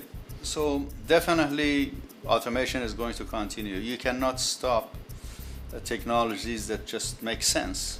Labor automation through technology is at the bottom of every major social transformation in human history. From the agricultural revolution and the invention of the plow, to the industrial revolution and the invention of the powered machine, to the information age we live in now, through essentially the invention of advanced electronics and computers. And with regard to advanced production methods today, mechanization is now evolving on its own, moving away from the traditional method of assembling component parts into a configuration into an advanced method of creating entire products in one single process. Like most engineers, I'm fascinated by biology because it's so full of examples of extraordinary pieces of engineering. And absolutely, what biology is the study of things that copy themselves. Of course, that's good a definition of life as we've got. Again, as an engineer, I've always been intrigued by the idea of machines that would copy themselves. RetRap is a three-dimensional printer. That's to say, it's a printer that you plug into a computer, and instead of making two-dimensional sheets of paper with patterns on, it makes real, physical, three-dimensional objects. Now, there's nothing new about that. 3D printers have been around for about 30 years. Big thing about RetRap is that it prints most of its own parts. And so if you've got one, you can make another one and give it to a friend, as well as being able to print lots of useful things. From the simple printing of basic household goods in your home, to the printing of an entire automobile body in one swoop, advanced automated 3D printing now has the potential to transform virtually every field of production, including home construction. Contour crafting is actually a fabrication technology, the so-called 3D printing, when you directly build a 3D object from a computer model. Using contour crafting, it will be possible to build a 2,000 square foot home entirely by the machine in one day. The reason that people are interested in automating construction is that it really brings a lot of benefits. For example, construction is pretty labor intensive, and although it provides job for a sector of the society, it also has issues and complications. For example, construction is the most dangerous job that there is. It is worse than mining and agriculture. It has got the highest level of fatality almost in every country. Another issue is the waste. An average home in the United States has 3 to 7 tons of waste. So this is huge if we look at the impact of construction and knowing that about 40% of all materials in the world are used in construction. So big waste of energy and resources and big damage to the environment as well. Making homes using hammers and nails and wood with the state of our technology today is really absurd and will go the way of our labor class in regards to manufacturing in the United States. Recently, there was a study by economist David Autor of MIT that states that our middle class is obsolete and being replaced by automation. Quite simply, mechanization is more productive, efficient, and sustainable than human labor in virtually every sector of the economy today. Machines do not need vacations, breaks, insurance, pensions, and they can work 24 hours a day every day. The output potential and accuracy compared to human labor is unmatched. The bottom line, repetitive human labor is becoming obsolete and impractical across the world, and the unemployment you see around you today is fundamentally the result of this evolution of efficiency in technology. For years, market economists have dismissed this growing pattern, which could be called technological unemployment, because of the fact that new sectors always seem to emerge to reabsorb the displaced workers. Today, the service sector is the only real hub left and currently employs over 80% of the American workforce, with most industrialized countries maintaining a similar proportion.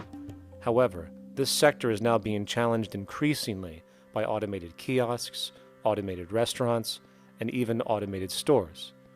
Economists today are finally acknowledging what they have been denying for years. Not only is technological unemployment exasperating the current labor crisis we see across the world due to the global economic downturn, but the more the recession deepens, the faster the industries are mechanizing.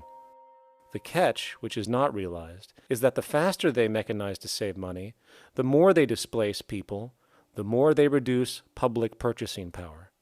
This means that while the corporation can produce everything more cheaply, fewer and fewer people will actually have money to buy anything, regardless of how cheap they become. The bottom line is that the labor for income game is slowly coming to an end. In fact, if you take a moment to reflect on the jobs which are in existence today, which automation could take over right now if applied, 75% of the global workforce could be replaced by mechanization tomorrow. And this is why, in a resource-based economy, there is no monetary market system, no money at all, for there is no need. A resource-based economy recognizes the efficiency of mechanization and accepts it for what it offers. It doesn't fight it like we do today.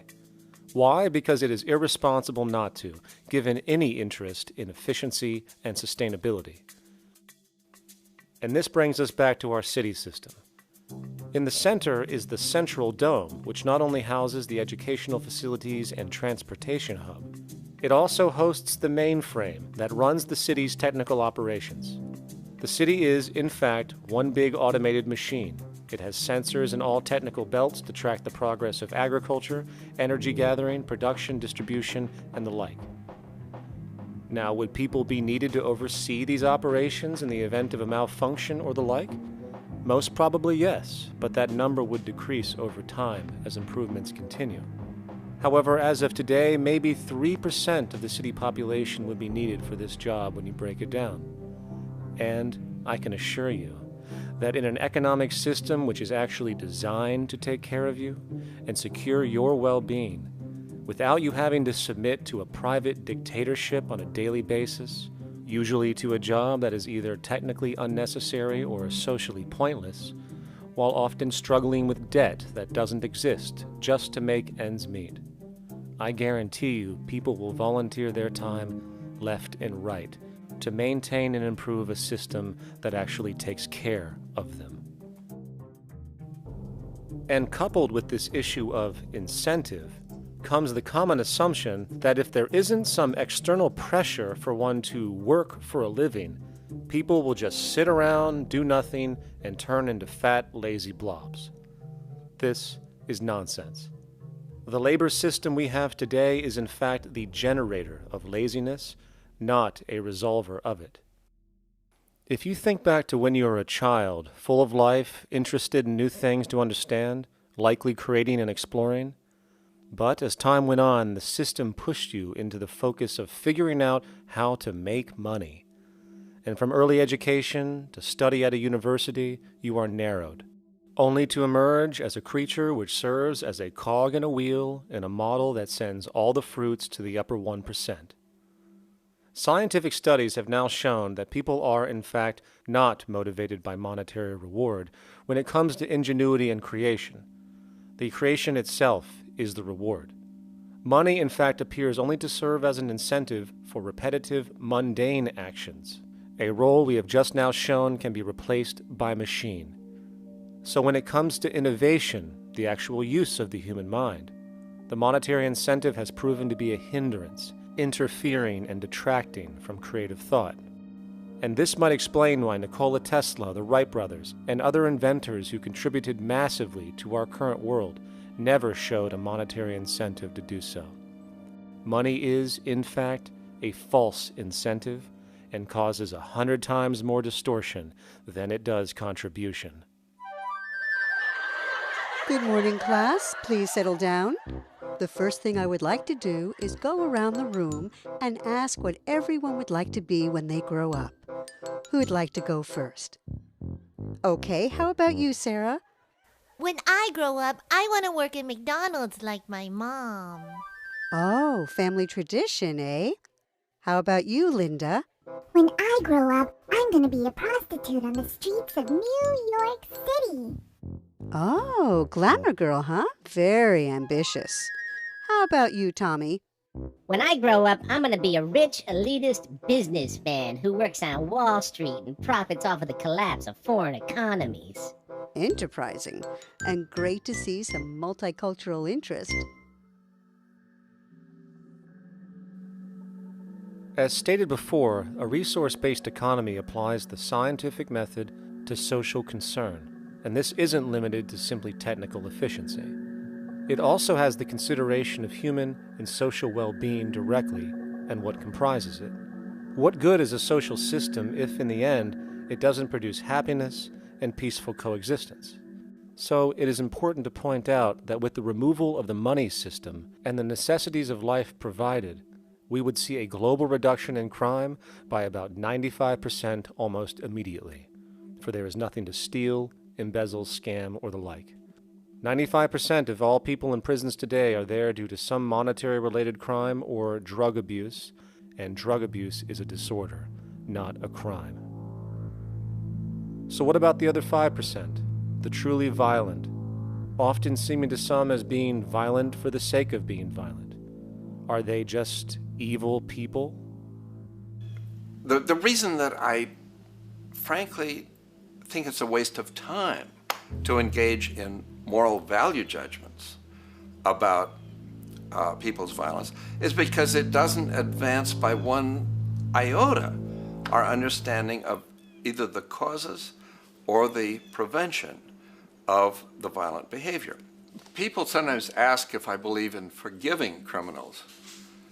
My answer to that is, no, I don't believe in forgiveness any more than I believe in condemnation.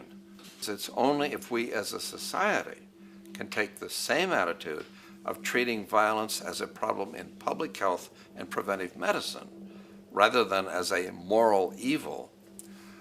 It's only when we make that change in our own attitudes and assumptions and values that we will actually succeed in reducing the level of violence rather than stimulating it, which is what we do now. The more justice you seek, the more hurt you become, because there's no such thing as justice. There is whatever there is out there. That's it. In other words, if people are conditioned to be racist and bigots, if they're brought up in an environment that advocates that, why do you blame the person for it? They're a victim of a subculture. Therefore, they have to be helped. The point is, we have to redesign the environment that produces aberrant behavior. That's the problem, not putting a person in jail. That's why judges, lawyers, freedom of choice, such concepts are dangerous, because it gives you misinformation that the person is bad or that person is a serial killer. Serial killers are made, just like soldiers become serial killers with a machine gun. They become killing machines, but nobody looks at them as murderers or assassins, because that's natural. So we blame people. We say, well, this guy was a Nazi, he tortured Jews. No, he was brought up to torture Jews. Once you accept the fact that people have individual choices and they're free to make those choices, free to make choices means without being influenced. And I can't understand that at all. All of us are influenced in all our choices by the culture we live in, by our parents, and by the values that dominate. So we're influenced. So there can't be free choices. What's the greatest country in the world? The true answer, I haven't been all over the world, and I don't know enough about different cultures to answer that question. I don't know anybody that speaks that way. They say, good old USA, the greatest country in the world. There's no survey. Have you been to India? No. Have you been to England? No. Have you been to France? No. What do you make your assumptions on? They can't answer. They get mad at you. They say, well, goddamn it, who the hell are you to tell me what to think? You know, don't forget, you're dealing with aberrated people. They're not responsible for their answers. They're victims of culture. That means they've been influenced by their culture.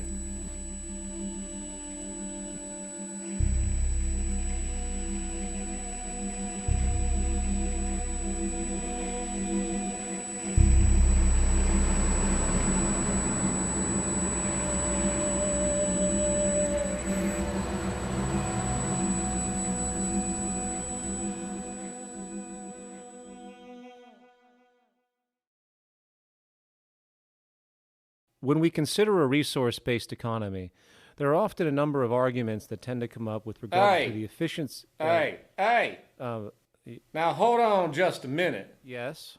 I know what this is. This is called Marxism, buddy. Stalin killed 800 billion people because of ideas like this. My father died in the gulag. Hold on. Communist, fascist. You don't like America, you should just leave. All right, everybody just calm down. Death to the New World Order. Death to the New World Order. And as the irrationality of the audience grew, shocked and confused, suddenly the narrator suffered a fatal heart attack. And the seemingly communist propaganda film was no more.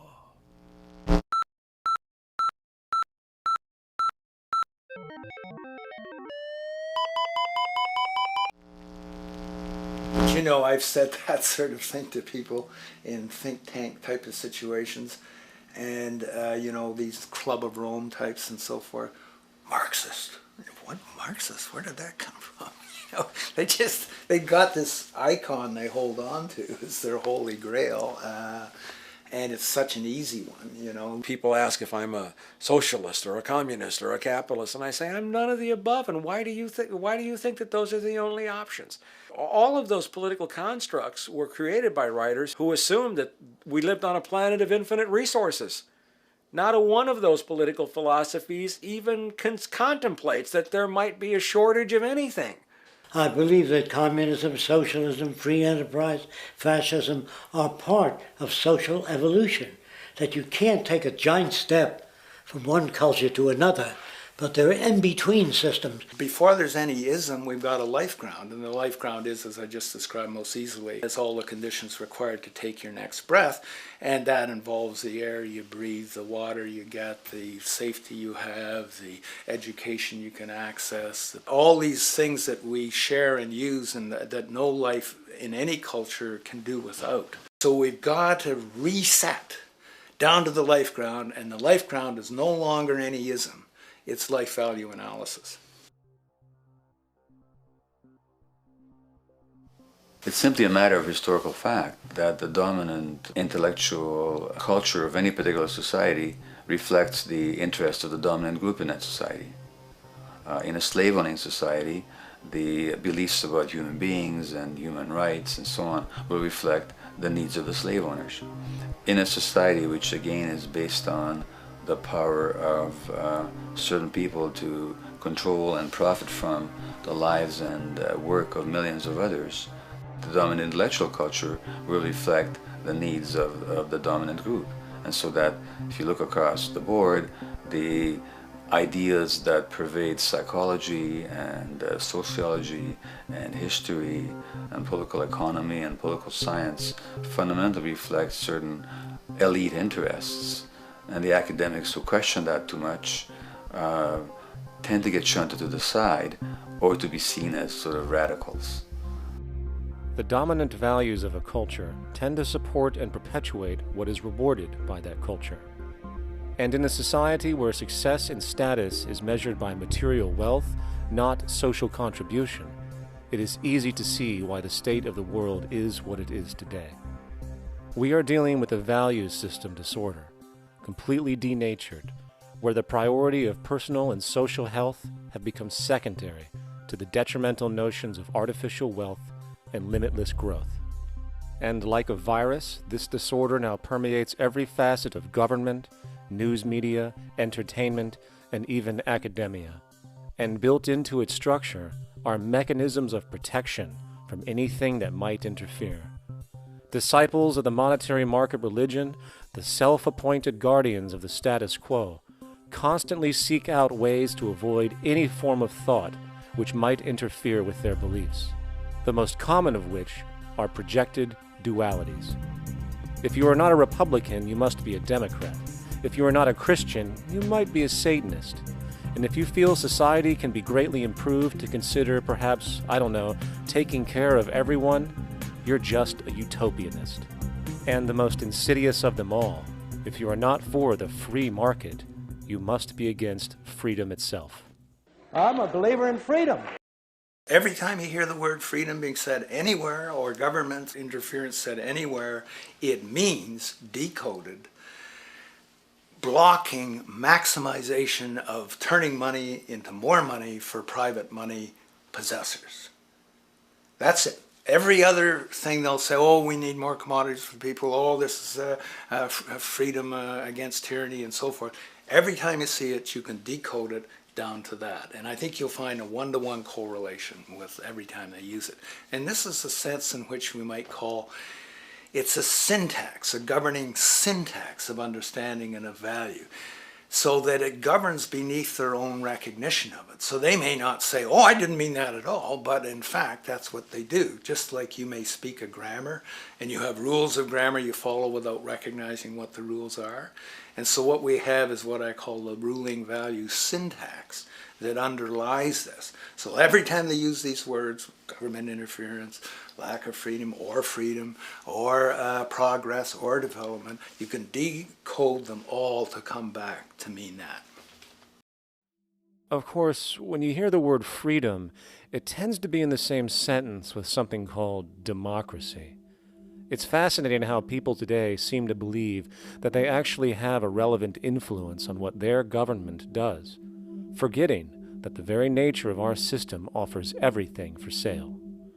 The only vote that counts is the monetary vote, and it doesn't matter how much any activist yells about ethics or accountability. In a market system, every politician, every legislation, and hence every government is for sale. And even with the $20 trillion bank bailout starting in 2007, an amount of money which could have changed, say, the global energy infrastructure to fully renewable methods, instead going to a series of institutions that literally do nothing to help society, institutions that could be removed tomorrow with no recourse. The blind conditioning that politics and politicians exist for the public well-being still continues. The fact is, politics is a business, no different than any other in a market system, and they care about their self-interest before anything else. I don't really, honestly, deep down believe in political action. I think the system contracts and expands as it wants to. It accommodates these changes. I think the civil rights movement was an accommodation on the part of those who own the country. I think they see where their self-interest lies. They see a certain amount of freedom seems good, an illusion of liberty. Give these people a voting day every year so that they'll have the illusion of meaningless choice. Meaningless choice that we go like slaves and say, "Oh, I voted." The limits of debate in this country are established before the debate even begins, and everyone else is marginalized. They're made to seem either to be communists or some sort of disloyal person, a kook, there's a word, and now it's conspiracy. Say, they've made that something that should not be even entertained for a minute, that powerful people might get together and have a plan. Doesn't happen. You're a kook. You're a conspiracy buff. And of all the mechanisms of defense of this system, there are two that repeatedly come up. The first is this idea that the system has been the cause of the material progress we have seen on this planet. Well, no. There are basically two root causes which have created the increased so-called wealth and population growth we see today. One, the exponential advancement of production technology, hence scientific ingenuity. And two, the initial discovery of abundant hydrocarbon energy, which is currently the foundation of the entire socioeconomic system. The free market, capitalist, monetary market system, whatever you want to call it, has done nothing but ride the wave of these advents with a distorted incentive system and a haphazard, grossly unequal method of utilizing and distributing those fruits. The second defense is a belligerent social bias generated from years of propaganda, which sees any other social system as a route to so-called tyranny, with various name droppings of Stalin, Mao, Hitler, and the death tolls they generated. Well, as despotic as these men might have been, along with the societal approaches they perpetuated, when it comes to the game of death, when it comes to the systematic daily mass murder of human beings, nothing in history compares to what we have today. Famines throughout at least the last century of our history have not been caused by a lack of food. They've been caused by relative poverty. The economic resources were so inequitably distributed that the poor simply didn't have enough money with which to buy the food that would have been available if they could have afforded to pay for it. That would be an example of structural violence. Another example, in Africa and some other areas, but I'll particularly focus on Africa, tens of millions of people are dying of AIDS. Why are they dying? It's not because we don't know how to treat AIDS. We have, millions of people in the wealthy countries are getting along remarkably well because they have the medicines that will treat it. The people in Africa who are dying of AIDS are not dying because of the HIV virus. They're dying because they don't have the money with which to pay for the drugs that would keep them alive. Gandhi saw this. He said the deadliest form of violence is poverty. And that's absolutely right. Poverty kills far more people than all the wars in history, more people than all the murderers in history, more than all the suicides in history. Not only does structural violence kill more people than all the behavioral violence put together, structural violence is also the main cause of behavioral violence.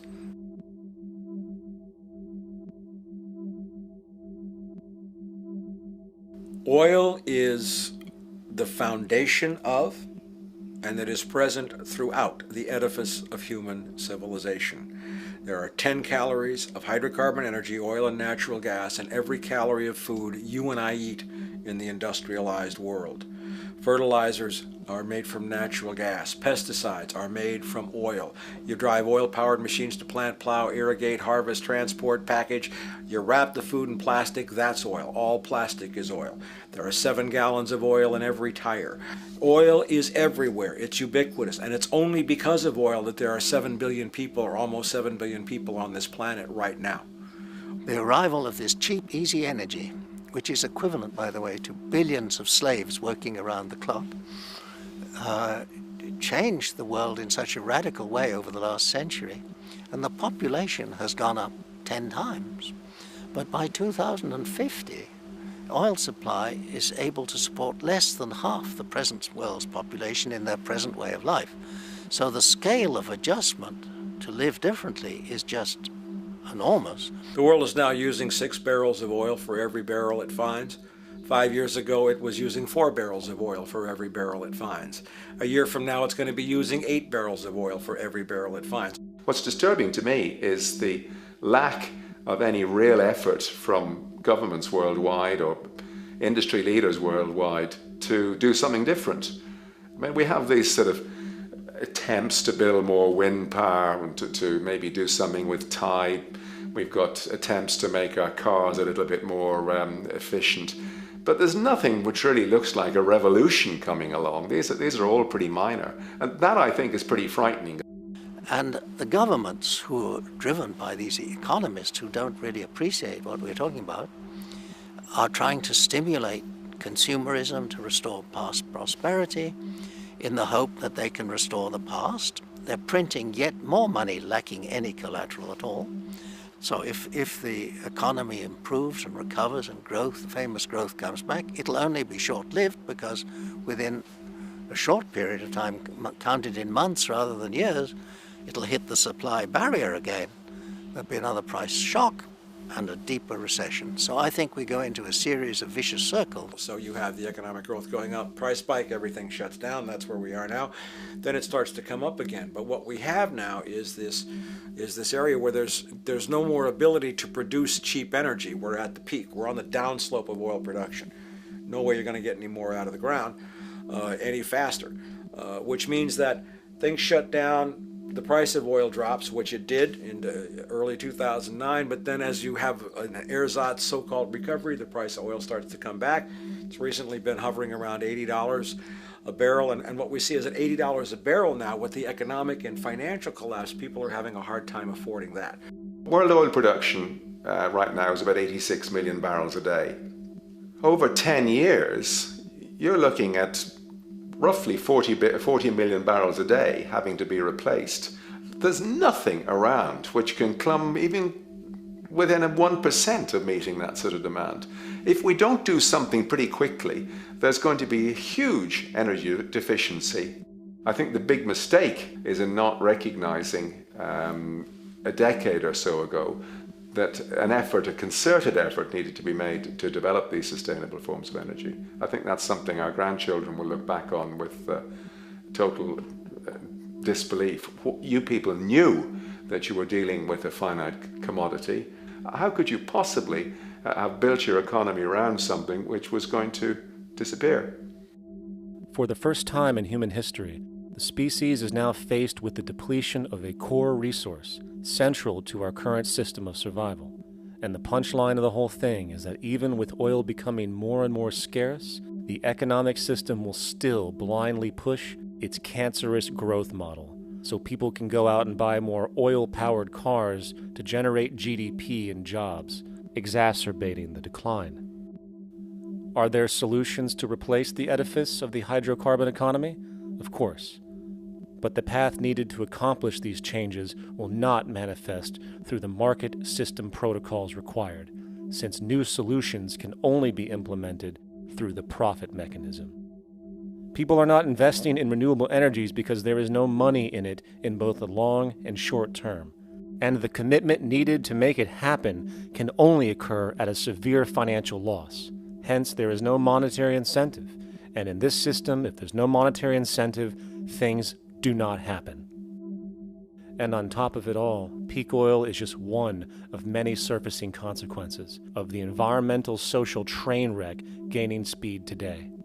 Other declines include freshwater, the very fabric of our existence, which is currently showing shortages for 2.8 billion people, and those shortages are on pace to reach 4 billion by 2030.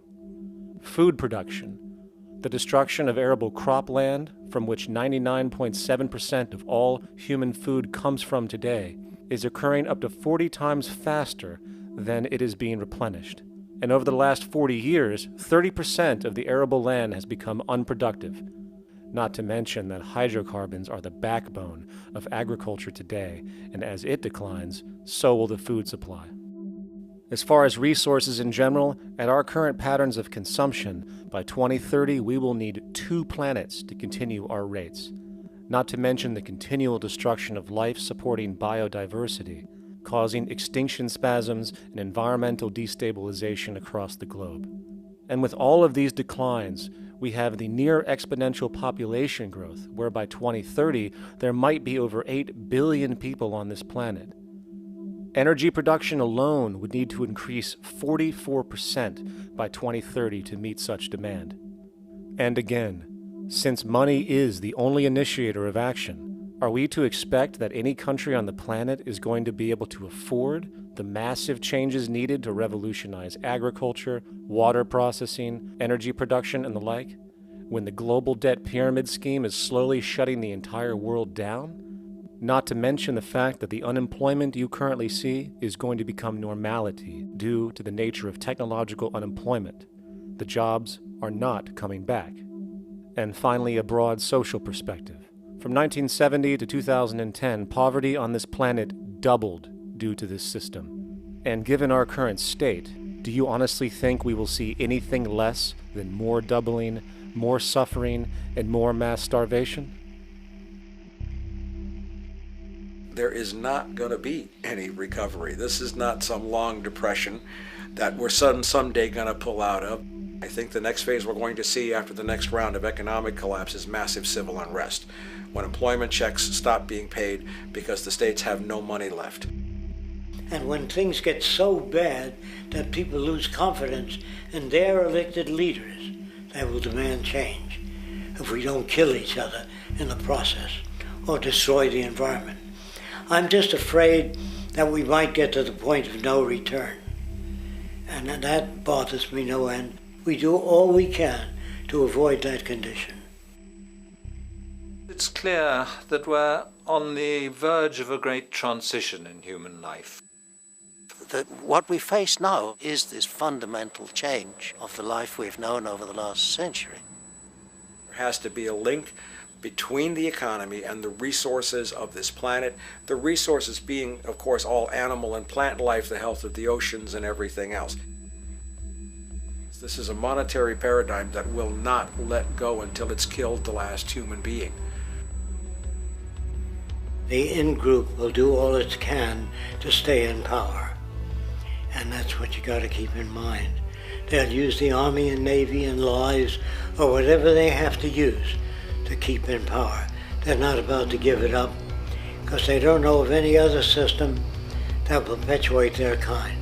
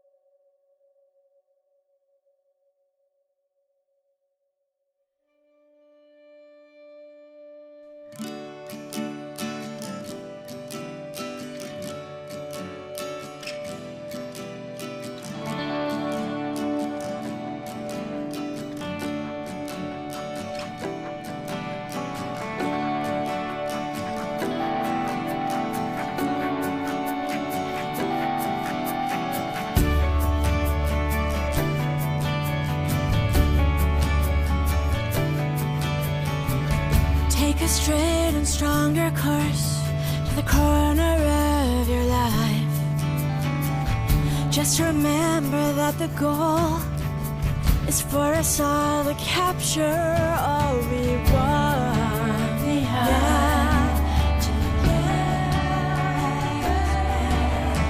Don't surround yourself with yourself. Move on back to squares. Send an instant karma to me, and I shall live with love and care for yourself. 'Cause it's time and time with your time, and its news is captured for the queen to use.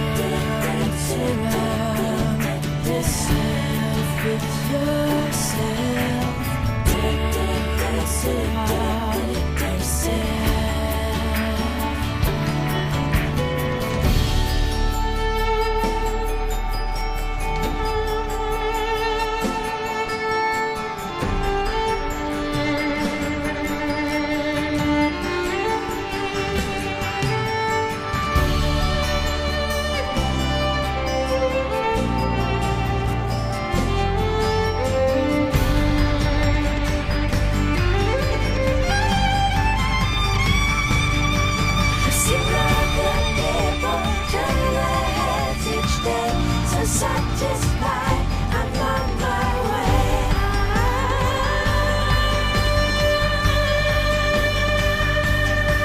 To see other people turn their heads each day. So satisfied, I'm on my way. To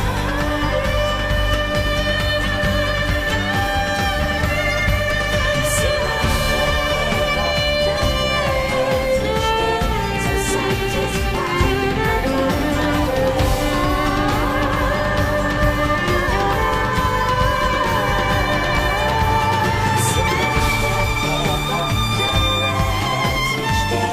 So satisfied.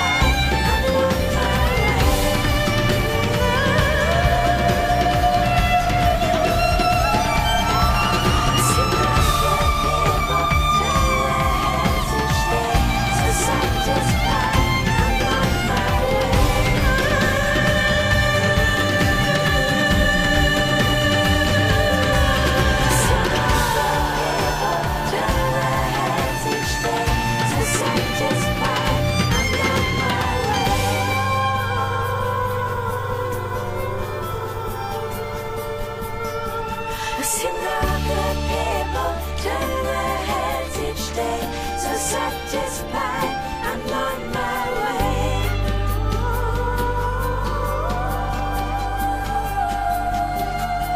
I see no good people turn their heads each day. So satisfied, I'm on my way.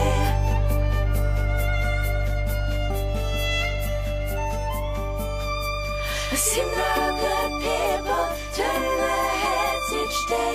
So satisfied, I'm on my way.